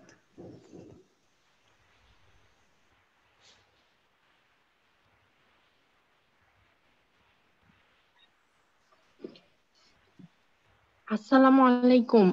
উস্তাদ, আমার কিছু প্রশ্ন ছিল। ওয়ালাইকুম আসসালাম ওয়া রাহমাতুল্লাহ। জি, প্লিজ। যে প্রথমে ওই যে আমি একটু বুঝতে পারিনি যে হাজী সাহেবদের জন্য যদি কোরবানি না করতে হয় ওখানে, তাহলে ওনারা কি বাংলাদেশে বা দেশে কি কোরবানি করবে কিনা সেই বছর, একটা।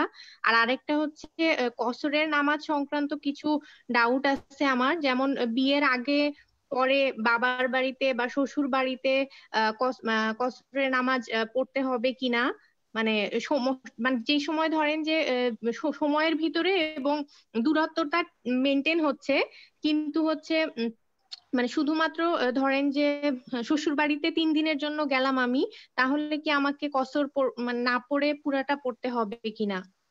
জি, আসসালামু আলাইকুম। সরি, আপনার কসরের প্রশ্নটা আবার একটু করেন তো।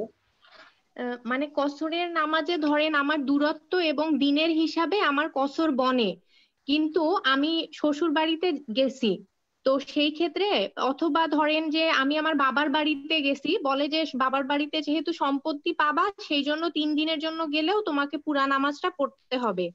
আবার শ্বশুর বাড়িতেও যেহেতু স্বামীর সম্পত্তিতে তোমার অংশ আছে, তাই 2-3 দিনের জন্য যদি যাও, যদিও শ্বশুর বাড়িতে থাকা হয় না, তাহলেও শ্বশুর বাড়িতে পুরা নামাজটা পড়তে হবে, কসর পড়া যাবে না, যদিও আর কি কম সময় এবং দূরত্ব মেনটেন হচ্ছে কসরের জন্য।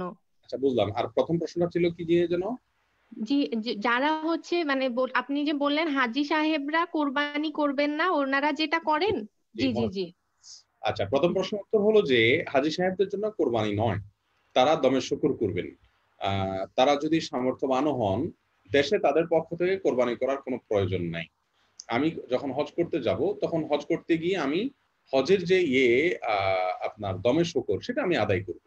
এর বাইরে দেশে আমার পক্ষ থেকে আবার কোরবানি করা বা ওখানে কোরবানি করার কোনো প্রয়োজন নাই। এক তো হলো মুসাফিরের জন্য কোরবানির বিধানই প্রযোজ্য নয়, আর দ্বিতীয়ত হলো হাজী সাহেবের জন্য কোরবানির বিধান প্রযোজ্য নয়।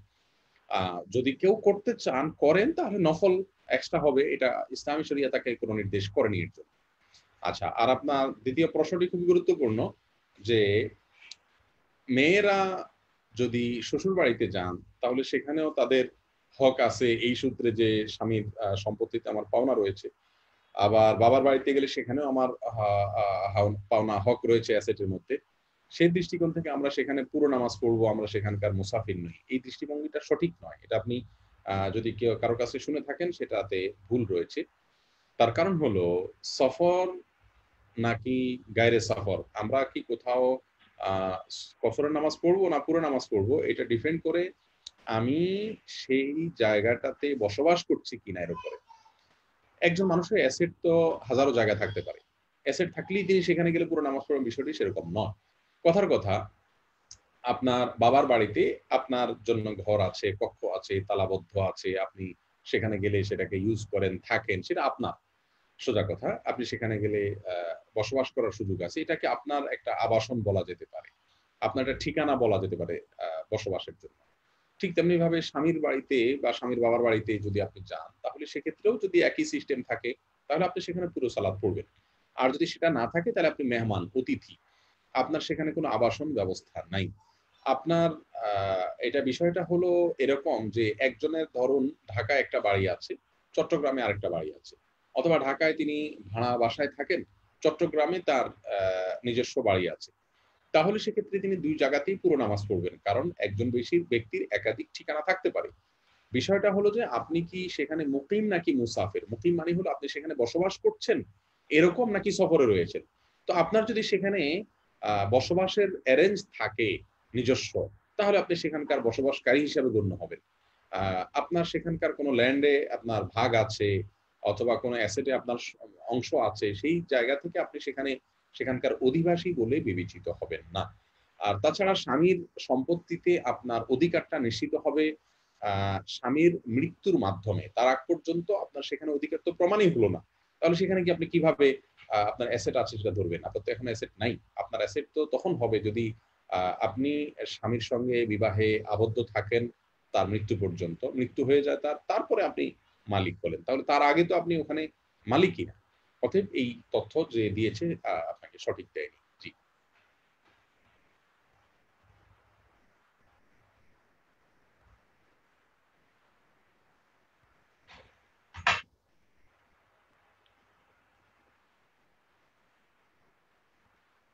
আর কোনো প্রশ্ন?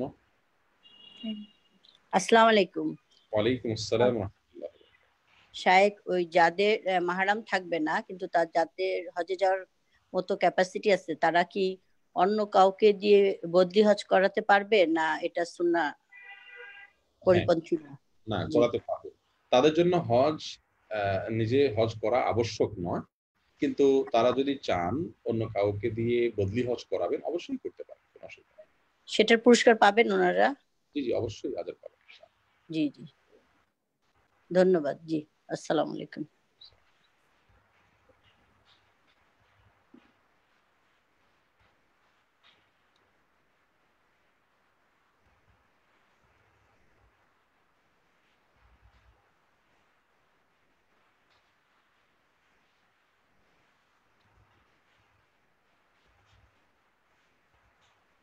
আর কোনো প্রশ্ন?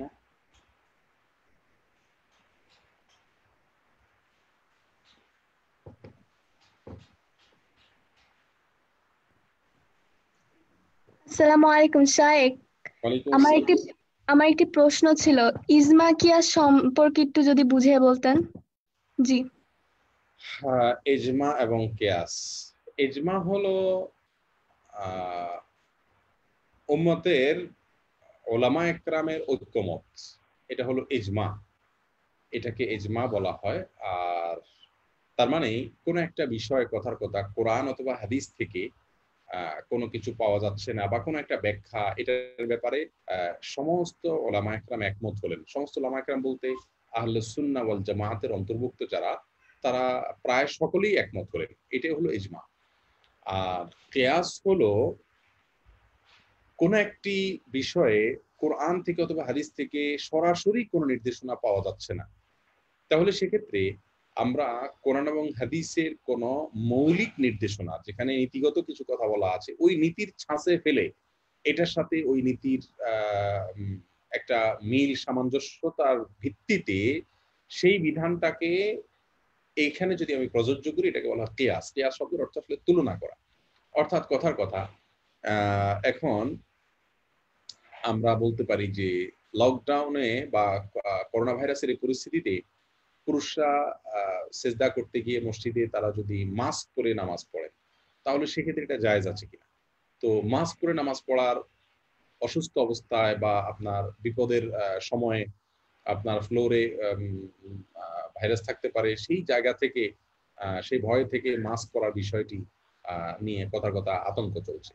তো এই মাসআলাটি রাসূল আকরাম সাল্লাল্লাহু আলাইহি ওয়াসাল্লামের কোন হাদিস অথবা আয়াত থেকে হুবহু এইভাবে সরাসরি উল্লেখ নেই। তাহলে অন্য যেগুলোর উল্লেখ আছে সেগুলোর কোনটার সাথে এটার সামঞ্জস্যতা পাওয়া যায়, ওই বিধানটা এখানে প্রযোজ্য করা, এটাকে বলা হয় কিয়াস। যখন কোনো বিষয়ে কোরআন অথবা হাদিসের সরাসরি সমাধান পাওয়া যাবে না, তখন তুলনা করে সেটা সমাধান আবিষ্কার করাকে কিয়াস বলা হয়। কিন্তু কোরআন এবং হাদিসে যদি সমাধান থাকে, তাহলে সেক্ষেত্রে ওই বিষয়ে কিয়াস করার কোনো সুযোগ নেই। জি।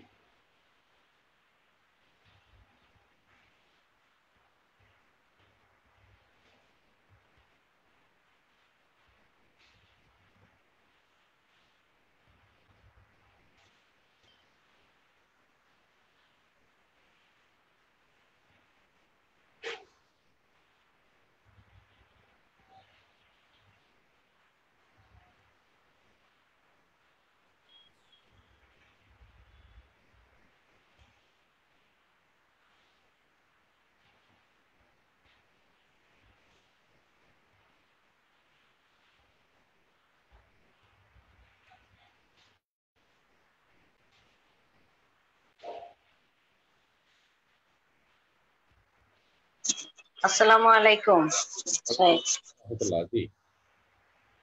আমার প্রশ্নটা হচ্ছে যে বদলি হজ করার জন্য যে শর্তগুলো আছে সেখানে যার পক্ষ থেকে বদলি হজটা করা হবে তো তার পক্ষ থেকে কি কোনো আর্থিক কোনো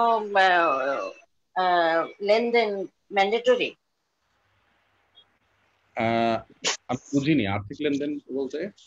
মানে হজের খরচ দেওয়ার ক্ষেত্রে যার পক্ষ থেকে বদলি হজটা হবে এবং যিনি করবেন এই দুজনের ভেতরে কি কোনো আর্থিক লেনদেন ম্যান্ডেটরি না এটা ঐচ্ছিক কোনো বিষয়? না, আর্থিক লেনদেনের তো কোনো প্রশ্ন নাই। তাকে খরচ দিবে, তিনি হজ করতে করে আসতে যে খরচ লাগে সেই খরচটা তাকে দেওয়া হবে ব্যাস। এটা যার পক্ষ থেকে বদলি হজটা হবে তা ওনাকে কি হজের খরচ দিতেই হবে সেটা মাস্ট না উনি ইচ্ছা করলে? আচ্ছা, বুঝতে পেরেছি এবার। উনি খরচ যদি না দেন তাহলে তার পক্ষ থেকে বদলি হজ কিভাবে হবে? হ্যাঁ, হতে পারে সেটা হবে নফল। হ্যাঁ, আমি কারোর পক্ষ থেকে কারোর জন্য হজ করে দিলাম, সেটা নফল হতে পারে। কিন্তু যদি তার ফরজ হজ হয় তাহলে সেক্ষেত্রে বদলি হজের মাধ্যমে ফরজ তিনি থেকে মুক্ত হতে চাচ্ছেন, এরকম যদি হয় তাহলে অবশ্যই তাকে সেখানে অর্থ খরচ করতে হবে। তিনি অর্থ খরচ করলেন না তাহলে সেক্ষেত্রে তো তার বদলি হজ হলো না। কিন্তু নফল হজ হতে পারে, একজনের পক্ষ থেকে আরেকজন করে দিল, এটা তার জন্য এক্সট্রা হতে পারে। আচ্ছা, এখন এক্ষেত্রে যদি মৃত ব্যক্তি হয়, যে মৃত ব্যক্তি তার ওয়ারিশরা জানে যে এই মৃত ব্যক্তি হজ করেনি এবং ওনার ইচ্ছা ছিল যে উনি হজ করতেন, এখন তার ওয়ারিশ যারা আছেন জীবিত তারা চাচ্ছে যে কাউকে দিয়ে বদলি হজ করিয়ে দিতে, তো সেক্ষেত্রে কি করা হবে? মৃত ব্যক্তির পক্ষ থেকে বদলি হজ করাবেন, এটা এটা এটা এটা আপনার তার যদি ওসিয়ত থাকে তাহলে তো তার সম্পত্তি থেকে সে ওসিয়ত পূর্ণ করতে হবে, তার সম্পদ থেকে টাকা দিয়ে বদলি হজ করানোর ব্যবস্থা করতে হবে। আর যদি সেটা না হয় তাহলে সেক্ষেত্রে অর্থাৎ ফরজ হজ না, ওসিয়তের কোনো হজ না, তাহলে তার জন্য অর্থ খরচ করা কোনো জরুরি না। তার পক্ষ থেকে কেউ একজন হজ করলেই তার আজারটা তিনি পেয়ে যাবেন ইনশাআল্লাহ। একটা হলো সওয়াব পাওয়া, আর একটা হলো দায় মুক্তি। দায় মুক্তি বিষয়টা যদি না থাকে, উনি নিজের হজ নিজে করে গেছেন, কিন্তু এখন কথার কথা আমার দাদা হজ করে চলে গেছেন, আমি আমার দাদার পক্ষ থেকে হজ করতে চাচ্ছি, আমি করে দিলাম, অথবা আমার কোনো বন্ধু করে দিল, তাহলে সেক্ষেত্রে আজারটা তিনি পাবেন তার পক্ষ থেকে। হজ এমন একটি ইবাদত মৃত ব্যক্তির পক্ষ থেকে করা যায়, অতএব আমি তার পক্ষ থেকে করলে তিনি সওয়াব পেয়ে যাবেন। তো দায় মুক্তির যেটা সেটা হবে না যদি অর্থ খরচ না করা হয়। জি, যেটা আর্থিক ইবাদত। আচ্ছা, আরেকটা প্রশ্ন যে এটা উত্তরাধিকার সম্পত্তির ক্ষেত্রে যে যেই সম্পত্তি এখন জীবিত যিনি আছেন হয়তো বাবা, ওনার সম্পত্তি আছে, সেক্ষেত্রে ওনার সম্পত্তিটা ওনার সন্তানরা পাবেন, উনিও পাবেন, বা মায়ের সম্পত্তি এটা। এখন মা যদি এটা চিন্তা করে যে উনি দান করবেন, কোনো ওসিয়ত করতে চায় যে কোনো ভালো কোনো জায়গায় হসপিটাল বা কোনো কিছুতে দান করবেন, সেক্ষেত্রে তার ওয়ারিশরা কি এই সম্পত্তি পাবে না? এই সম্পত্তির অংশীদার হবে না ওয়ারিশরা এই সম্পত্তিটা থেকে? মায়ের সম্পত্তি যদি হলো তাহলে কোন অংশ থেকে? মায়ের যে অংশটা, মা ওনার স্বামীর কাছ থেকে বা সন্তানের বাবার কাছ থেকে মা যে সম্পত্তিটা পেয়েছেন, পাওয়ার পর উনি এখন চাচ্ছেন, উনি জীবিত আছেন, উনি চাচ্ছেন যে ওনার নামে যে সম্পত্তিটা আছে উনি এটা কোনো ওয়াকফ করবেন। এখন এই ওয়াকফটা তাহলে এই সম্পত্তিটাতে তো সন্তানদেরও অংশ আছে,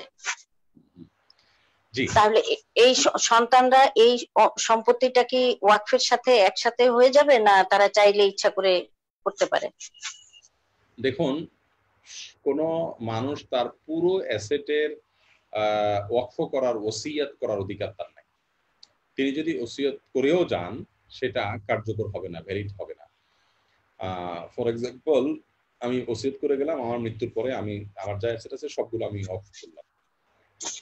মানুষ যদি তার স্বামী থেকে যা পাচ্ছেন অথবা তার যা অ্যাসেট আছে তার সবটুকু তিনি ওসিয়ত করে গেলেন, অর্থাৎ তার ওসিয়ত যা করে গেলেন, ওয়াকফ করে গেলেন, সে তার বাইরে আর কোনো সম্পদ নাই, এরকম যদি হয় তাহলে তার সেই ওসিয়ত সঠিক নয় এবং ওসিয়তকে বাস্তবায়ন করা জরুরি নয়।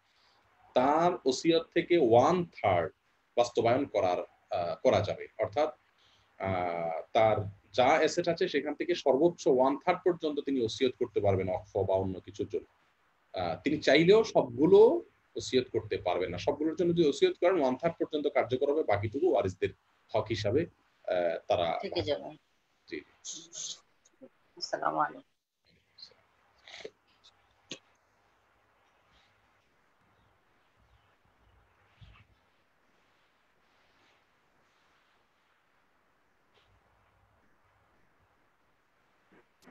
আসসালামু আলাইকুম শায়েখ। আমার জি ওই কিছুটা হয়ে গেছে, তারপর আমি একটু জানতে চাচ্ছি, বাবা মা ক্যাশ টাকা ছিল না কিন্তু ওনাদের সম্পত্তি ছিল, ওনারা হজ না করে মারা গেছেন, ওসিয়ত করে যান নাই, কিন্তু মার ইচ্ছা ছিল উনি হয়তো হজ করবেন। তো এখন সন্তানরা যখন ওই সম্পত্তিটা পেয়ে গেল, তখন ওই সম্পত্তির মানে টাকা দিয়ে কি বাবা মার হজ করানো, এটা কি ফরজ, না করলে রিওয়ার্ড আছে, না করলে নাই? না, ফরজ নয়। উনি যদি ওসিয়ত না করে যান, ওসিয়ত করে যাননি, তাহলে সেক্ষেত্রে সন্তানদের জন্য আবশ্যক নয় সেই সম্পত্তি থেকে হজ এর অ্যারেঞ্জ করা। আর যদি সন্তানরা করেন সবাই স্বতঃস্ফূর্ত হয়ে সন্তুষ্ট চিত্তে, তাহলে সেটা অবশ্যই তিনি আজর পাবেন, সওয়াব পাবেন। সেটা খুবই ভালো কাজ যদি সন্তানরা করেন। কিন্তু এখানে লক্ষ্য রাখতে হবে, তার মৃত্যুর পরে এই সম্পত্তিটার মালিক কিন্তু সন্তানরা বা ওয়ারিশরা হয়ে গেছেন আনুপাতিক হারে। সেক্ষেত্রে ওই সম্পত্তি থেকে, অর্থাৎ এজমালি বা যৌথ সম্পত্তি থেকে যদি মায়ের বা বাবার পক্ষ থেকে হজ করাতে হয়, তাহলে সেক্ষেত্রে সকল ওয়ারিসদের সম্মতি আবশ্যক। যদি কেউ লজ্জা করে সম্মত হয় যে সবাই বলছে আমি না বললে কেমন হয়, বাবার ইস্যু মার ইস্যু, তাহলে কিন্তু বিষয়টা জায়েজ হবে না। এই জন্য ওইটা নিশ্চিত করে করলে সওয়াব হবে। না ইন্ডিভিজুয়ালি যদি যখন সে পাবে যে আমি আমার বাবার অংশ আমার টাকার থেকে আমি তাহলে তার কোনো কথাই নেই, তাহলে তার কোনো কথাই নেই। তিনি তার বাবার পক্ষ থেকে ব্যক্তিগতভাবে যেটা পেলেন সেখান থেকে তিনি হজের ব্যবস্থা করলেন, তিনি অবশ্যই তার বাবা মা হজের আজর পাবেন ইনশাআল্লাহ। আচ্ছা, আর একটা হলো যে একটা জীবিত ব্যক্তি তার সম্পত্তির কত অংশ সে ইচ্ছা করলে সাদাকা বা কোনো ভালো কাজে সে দিয়ে যেতে পারে, আর যে কাউকে কোনো যে কোনো পরিমাণ নাকি? হ্যাঁ, কতটুকু পরিমাণ? যে ব্যক্তিটা জীবিত আছে, মানে মৃত্যুর পরে তো সে ওসিয়ত করে গেল 3/1 অংশ, কিন্তু জীবিত আছে, তার যে সম্পত্তি আছে সেই সম্পত্তি সে ইচ্ছা করলে মেয়েকে একটু বেশি দিতে চায় বা যে কোনো ভালো কাজ, এরকম সে জীবিত অবস্থায় আর কি কতটুকু অংশ সে করতে? জীবিত অবস্থায় কোনো অংশ ফিক্স নাই।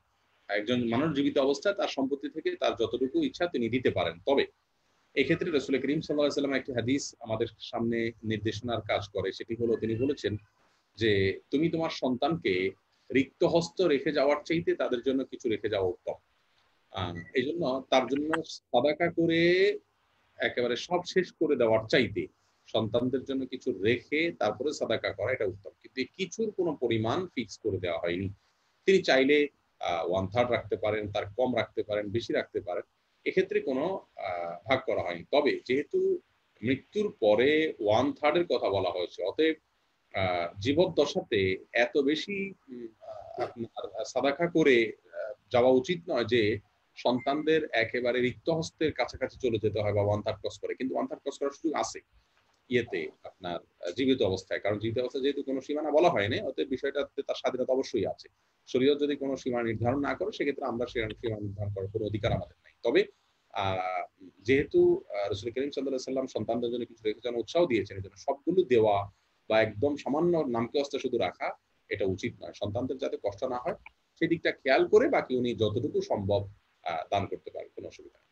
কিন্তু যাদের সন্তানদের আল্লাহ রহমতে এরকম হলে যে সে দেখলো যে তার ছেলে মেয়ের ভালো অবস্থা, মনে হচ্ছে না যে তাদের কোনো অবস্থা খারাপ হবে আল্লাহ রহমতে, সে যদি সাদগায়ে জারিয়া কাজ করে যাওয়ার জন্য করে যেতে চায়, বেশি অংশ দিতে চায়। হ্যাঁ, বললামই তো যে এখানে যেহেতু শরীয়ত কোনো অংশ ফিক্স করে দেয়নি, অতএব তার অধিকার আছে দান করার। আর আপনি যেটা বললেন যে সন্তানদের যদি তার রেখে যাওয়া না যাওয়াতে তেমন কোনো অসুবিধা না হয়, তাহলে সেক্ষেত্রে তো আরো বেশি তিনি দেওয়ার স্বাধীনতা পাবেন, কারণ সন্তানদের অধিকার রক্ষা করার বিষয় রয়েছে। তারপরেও বাবা মায়ের স্মৃতি বা তাদের কাছ থেকে কিছু সম্পদ সন্তানরা মিরাস হিসাবে পাওয়া উচিত নানা কারণে। বাবা মার সাথে তাদের একটা আত্মিক সম্পর্ক থাকে, তাদের একটা হকও রয়েছে, সন্তান হিসাবে ওয়ারিশ হিসাবে তাদের একটা হকও রয়েছে। সেই জায়গা থেকে কিছু না কিছু তাদের জন্য রেখে যাওয়াটাই উত্তম, কিন্তু যদি তিনি দিয়ে দেন অসুবিধা নাই। আর আরেকটা কথা আপনি প্রশ্নে বলেছেন যথাসম্ভব যে কোনো ওয়ারিশকে দান করতে চাইলে কোনো মেয়েকে কোনো ছেলেকে, না, ওয়ারিশকে দান করা যাবে না, এটা একটা জটিলতা। ওয়ারিস যদি কেউ হয় তাকে কিন্তু দান করা যাবে না, তাকে দান করলে সব ওয়ারিসদেরকেই দান করতে হবে। ও সেই ক্ষেত্রে মেয়েকে একটু বেশি দেওয়া যাবে না, না না, জীবিত হ্যাঁ, অবস্থায় যদি সে চায় যে তার ছেলে পারমিশন দিল, হ্যাঁ যেতে পারে যদি অন্য সন্তানদের কোনো সেক্ষেত্রে কোনো সেই না থাকে। ও জাযাকাল্লাহু খাইরান শেখ। আসসালামু আলাইকুম। মিসেস নাসরিন ইসলাম, আপনার ওই মাইকটা ওপেন করা আছে, আপনি প্রশ্ন করলে আমরা শুনতে পাবো ইনশাল্লাহ। আপনি প্রশ্ন করেন, আপনার মাইক ওপেন করা আছে। আসসালামু আলাইকুম।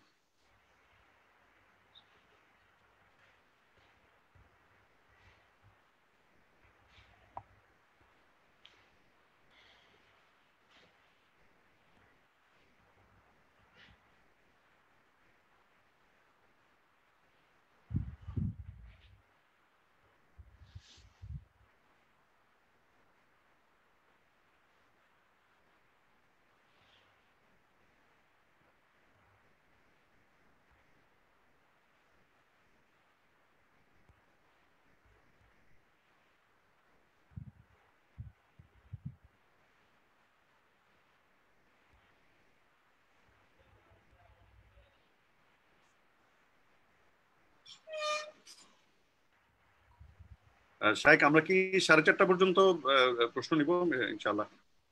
আচ্ছা, নেই, অসুবিধা নেই, যদি দেরি হলো।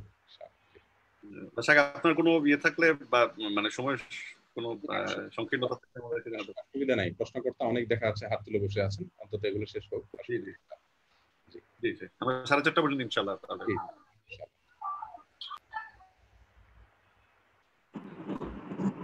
জি আসসালামু আলাইকুম। জি, আমার প্রশ্নটা হচ্ছে যে আমরা যে ফরজ নামাজ সালাম ফিরাই এরপর যে জোরে আল্লাহু আকবার বলি, যে এটা কি জায়েজ নাকি বিদআতের অন্তর্ভুক্ত? বিষয়টাকে বিদআত বলা যাবে না, একটু জটিলতা আছে। সহিহ বুখারীতে আব্দুল্লাহ ইবনে আব্বাস রাদিয়াল্লাহু তাআলা আনহু বর্ণিত হাদিসে তিনি বলেছেন যে আমি রাসূল করিম সাল্লাল্লাহু আলাইহি সাল্লামের সালাত শেষ হওয়া বুঝতে পারতাম তার আল্লাহু আকবারের ধ্বনি শুনে। তো তার আল্লাহু আকবারের আওয়াজ শুনে আমি তার সালাত শেষ হয়েছে এটি বুঝতে পারতাম। এই কথা বলেছেন আব্দুল্লাহ ইবনে আব্বাস রাদিয়াল্লাহু তাআলা।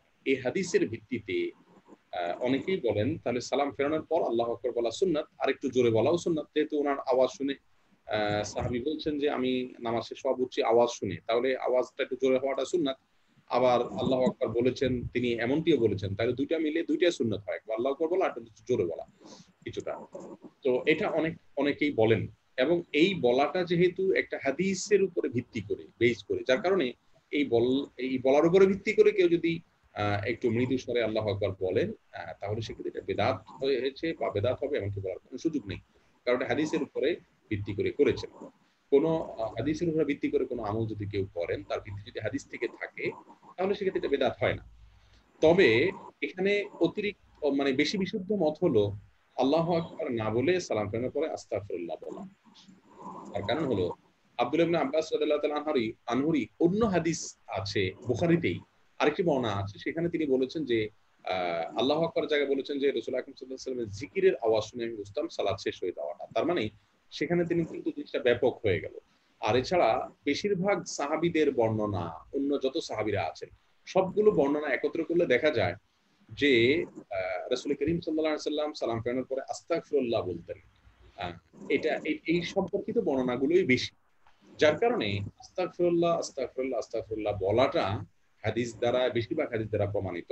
তাহলে আব্দুল্লাহ ইবনে আব্বাস রাদিয়াল্লাহু তাআলা যে আল্লাহু আকবারের কথা বলছেন সেটা বিশুদ্ধ হাদিস দ্বারা প্রমাণিত, তার কি হবে? এর উত্তর হলো যে হয়তোবা রাসূল করিম সাল্লাল্লাহু আলাইহি ওয়াসাল্লাম যে 33 বার সুবহানাল্লাহ, 33 বার আলহামদুলিল্লাহ এবং 33 বার আল্লাহু আকবার এবং 34তম বার আপনার লা ইলাহা ইল্লাল্লাহু ওয়াহদাহু লা শারীকা লাহু এটা পড়তেন। তো এখানে যে আল্লাহু আকবার বলেছেন এটা হয়তো তিনি কখনো জোরে মানে কিছুটা মৃদু স্বরে বলেছেন, যেটা আব্দুল্লাহ ইবনে আব্বাস শুনেছেন দূর থেকে বা অনেক পেছন থেকে। তো তিনি বুঝতে পেরেছেন যে সালাত শেষে রাসূল আকরাম সাল্লাল্লাহু আলাইহি ওয়াসাল্লাম জিকির আজকার করছেন। তো এই তাকবীর বলতে সেই তাকবীরের কথা হয়তো তিনি মিন করেছেন, এরকম অনেক ব্যাখ্যা করেছেন। তাহলে আমরা দুটি মত পেলাম, একটি মত অনুযায়ী আল্লাহু আকবার বলা সুন্নাহ, আর জমহুর উলামাদের বা বেশিরভাগ বর্ণনাকারীদের বর্ণনা থেকে যেটা বোঝা যায় সেটা হলো আল্লাহু আকবার না, আস্তাগফিরুল্লাহ বলাটাই সুন্নাহ। তো যদি কেউ ওইটা বিশুদ্ধ হাদিসে রয়েছে সেই দিক থেকে আল্লাহু আকবার বলে তারপর আস্তাগফিরুল্লাহ বলেন, তাহলে তিনি হাদিস বিরোধী করেছেন বা বিদআত করেছেন আমি তো বলার কোনো সুযোগ। যেমন আরেকটা প্রশ্ন ছিল যে মানে কোরআনে এরকম বিভিন্ন জায়গায় আয়াত আছে যে আল্লাহ বলেছেন যে মানে আল্লাহ যদি বলেছেন যে আমি যদি চাইতাম তাহলে সবাই হেদায়েত প্রাপ্ত হইতো, কিন্তু মানে এটা নিয়ে অনেক সময় খটকা লাগে, তাহলে কেন চান নাই উনি এই জিনিসটা? আল্লাহ সুবহানাহু ওয়া তাআলার চাওয়ার উপরে তো আমরা কেন বলার কোনো সুযোগ নেই। আল্লাহ সুবহানাহু ওয়া তাআলা চাইলে করতেন, কিন্তু তিনি করেন নাই। তিনি তো স্বাধীন, তার তো লা ইয়াসআলু আম্মা ইয়াফআল ওয়া হুম ইউসআলুন। কোরআনে তিনি বলেছেন তিনি যা করেন তার জন্য তাকে জিজ্ঞাসা করার কোনো সুযোগ অধিকার কারণ নাই। তিনি বিষয়টিকে আমাদের উপরে রেখে দিয়েছেন, যদিও তিনি জানেন আমরা কে কি করব, আমাদের গন্তব্য কোথায় যাবে।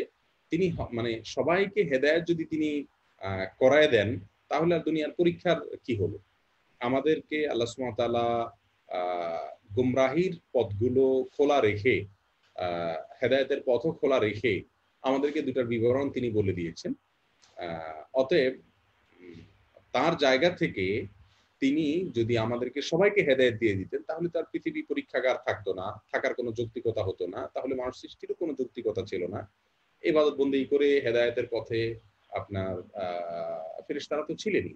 হেদায়েত এবং গোমরাহি দুইটার অপশন যদি না থাকে তাহলে দুনিয়ার পরীক্ষাগার কিভাবে হবে? তাহলে দুনিয়া সৃষ্টির ইয়েই বা কি হবে? এই জন্য এটা বিষয়টি আল্লাহ সুবহানাহু ওয়া তাআলা নিজে সবাইকে হেদায়েত দিয়ে আপনার দেননি, সবাইকে হেদায়েত দিতে জাননি। সেজন্য আল্লাহ সুবহানাহু ওয়া তাআলা বিষয়টা ওপেন রেখেছেন, যে চায় সে সঠিকটা গ্রহণ করবে। ফামান শাআ ফালইউমিন ওয়া মান শাআ ফালইয়াকফুর। যে চায় সে ঈমান আনবে, যে চায় সে কুফরি করবে।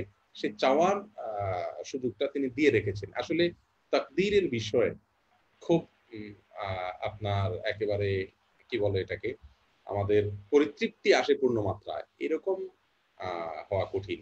আল্লাহ সুবহানাহু ওয়া তাআলার ফয়সালাই চূড়ান্ত। আমরা আমাদের জায়গা থেকে যেটা করবো সেটা হলো যে আমাদের অনুকূলে ফয়সালা আসার জন্য আমরা ভয় অন্তর লালন করবো, আল্লাহর কাছে দোয়া করবো যেন আল্লাহ তাআলা আমাদেরকে হেদায়েত করে রাখেন, আমরা যেন অটল থাকতে পারি। জি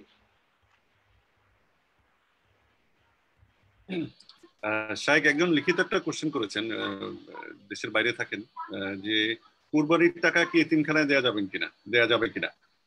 তো ওনাকে একটু ক্লারিফাই করতে বলেছিলাম যে এতিমখানায় দেওয়ার বিষয়টা মানে কিভাবে ওনারা হ্যান্ডেল করবেন, যে এটা কি ওই ইয়াতিমদের পক্ষ থেকে হবে কিনা। তো বলতেছেন যে এরকম খুঁজেই দিবেন আর কি।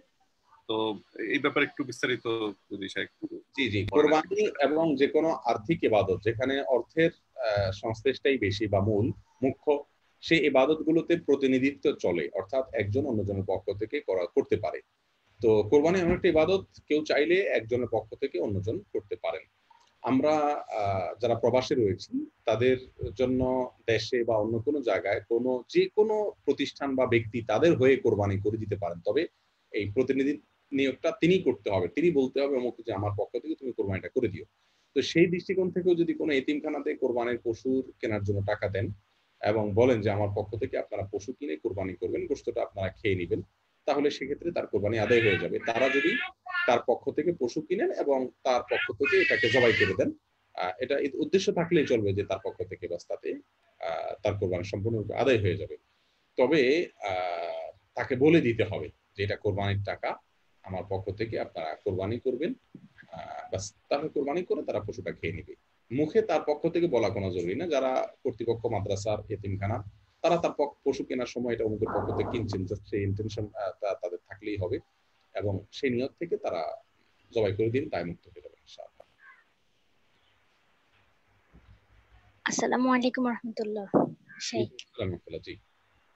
জি আমার প্রশ্ন ছিল যে অনেকে বড় হজ করতে গেলে বা উমরা হজ করতে গেলে দেখা যায় একজনই অনেকজনেরটা করে দেয়। যেমন একজন গেল ওনার জন্য করলো, ওনার আত্মীয় স্বজন যাদের আছে তাদের সবার নামে উমরা হজ করে, একদিনে করে অথবা যে কয়দিন থাকে ওই কয়দিন প্রতিদিন একটা একটা করে করে। তো এইটার আসলে কি কোনো দলিল আছে কিনা বা এভাবে কি করা যাবে কিনা? না, এরকম কোনো কিছু করার কোনো দলিল নাই। অর্থাৎ একটা সফরে একটার বেশি উমরা করা এর কোনো নজির রাসূল করিম সাল্লাল্লাহু আলাইহি ওয়াসাল্লামের জীবনে অথবা সাহাবীদের জীবনে খুঁজে পাওয়া যায় না।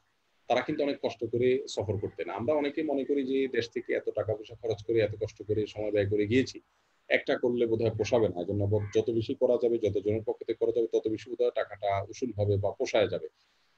আসলে আমাদের চাইতে কিন্তু রাসূল করিম সাল্লাল্লাহু আলাইহি ওয়াসাল্লাম মদিনা থেকে যখন আসছেন বা আরো দূর দূরান্ত থেকে হাজিরা আসতেন, তাদের কিন্তু আরো অনেক কষ্ট বেশি হতো। তারা নিজের হজ বা ওমরার বাইরে অন্য কারোর জন্য করেছেন এরকম কোনো বর্ণনা পাওয়া যায় না।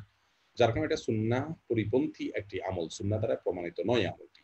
আমরা ওমরা করব একটাই একটা সফরে, হজ করব একটাই একটা সফরে। কথা কথা মক্কা থেকে বের হয়ে দূরে কোথাও গেলাম, মদিনা গেলাম, আবার ফিরে আসলাম, তখন আরেকটা সফর হয়ে গেল। তো সেই হিসাবে আবার আরেকটা ওমরা হতে পারে। আর কারোর পক্ষ থেকে ওমরা বা হজের জন্য সেই লোকটা হয় অক্ষম হবেন আর না হলে মৃত হবেন। এই দুইটার বাইরে জীবিত সুস্থ সবল ব্যক্তির পক্ষ থেকে ওমরা বা হজের কোন নির্দেশনা হাদিস থেকে সেবা পাওয়া যায় না। জি, জাযাকাল্লাহু খাইর। স্যার আরেকটা প্রশ্ন আছে যে আল্লাহ হাফেজ কি বলা যাবে কিনা, যে আল্লাহ আমাদের হাফিজ, আল্লাহ হাফিজ এর অর্থ দাঁড়ায় হলো আল্লাহ তাআলা সংরক্ষণকারী, আল্লাহ হেফাজতকারী। এটার অর্থ তো খারাপ না, ভালো, বলা যেতে পারে, কোনো সমস্যা নাই। কিন্তু কাউকে বিদায় দেওয়ার সময় আস্তাউদিউল্লাহ এইটা বলা হলো সুন্নাহ। আস্তাউদিউল্লাহ দীনাক ওয়া আমানাতাক ওয়া আখাওয়াতিম আমালিক, অর্থাৎ তোমার দিন, আমানত, তোমার শেষ পরিণাম সবকিছুর জন্য আমি আল্লাহর কাছে হাওয়ালা করছি। এখানে কথাটা অনেক সুন্দর এবং চমৎকার। আর সবচেয়ে বড় কথা হলো যে আমরা কখন কি বলবো সেটা সুন্নাহতে যদি বলা থাকে, তাহলে বিকল্প আরেকটা আমরা কেন বলতে যাবো? আল্লাহ হাফিজ না বলে আমরা আস্তাউদিউল্লাহ বললে এটা সুন্নাহর উপর আমল হয়ে যাবে, হাদিসের উপর আমল হয়ে যাবে, সেটা আমাদের খেয়াল করা উচিত। কিন্তু যদি কেউ আল্লাহ হাফিজ বলেন, এটা বিদায়ের হিসাবে না, শুধুমাত্র কথার কথা আপনি তার জন্য দোয়ামূলক বললেন, বা এটা একটা ট্র্যাডিশন হয়ে গেছে আমাদের, কথার কথা আমরা বলে ফেলি, এতে তিনি বেদাত করছেন, এটাকে সুন্নাহ মনে করে, সওয়াব মনে করে কিন্তু বলে না কেউ। যার কারণে এটা বেদাত হবে না, কিন্তু সুন্নাহ এর খেলাফ। সুন্নাহ হলো আস্তাগফিরুল্লাহ। জি,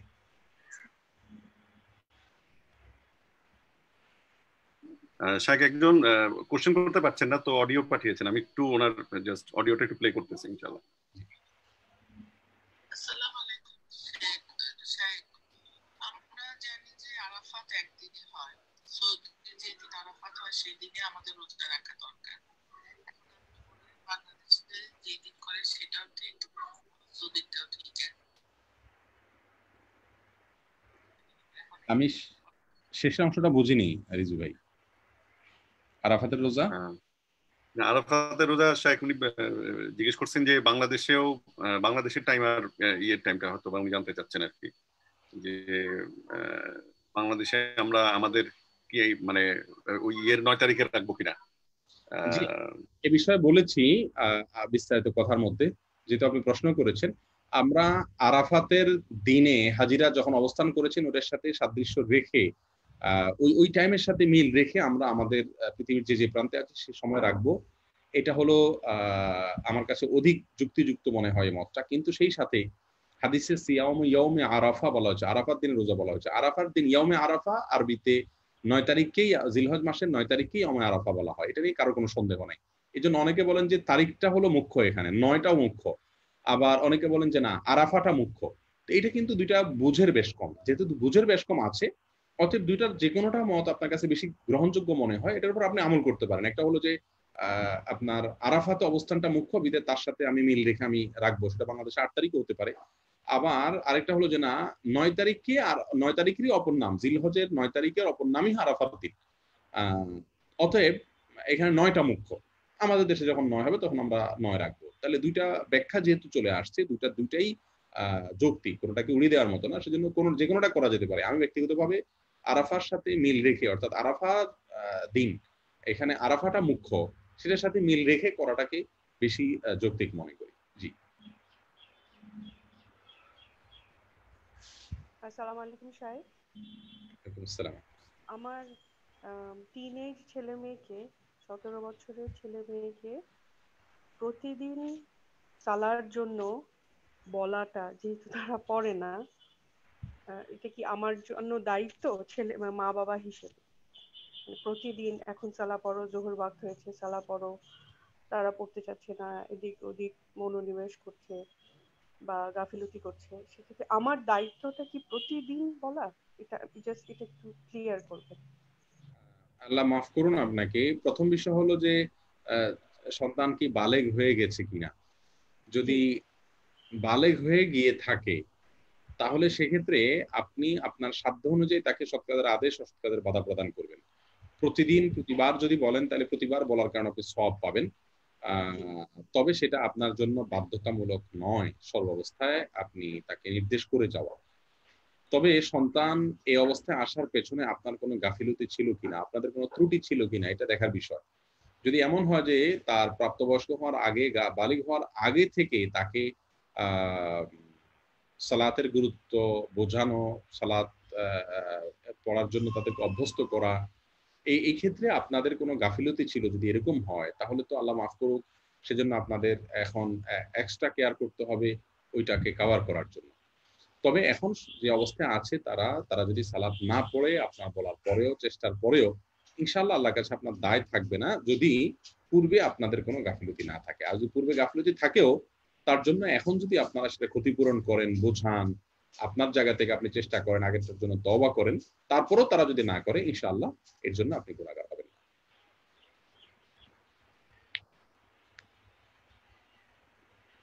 শেখ, আমাদের নির্ধারিত সময় শেষ হয়ে গেছে আলহামদুলিল্লাহ, জাযাকুমুল্লাহ খাইরান। আপনি অনুমতি দিলে আমরা শেষ করতে পারি আর কি আমাদের আজকের সেশনটা। জি জি, জাযাকুমুল্লাহ খাইর।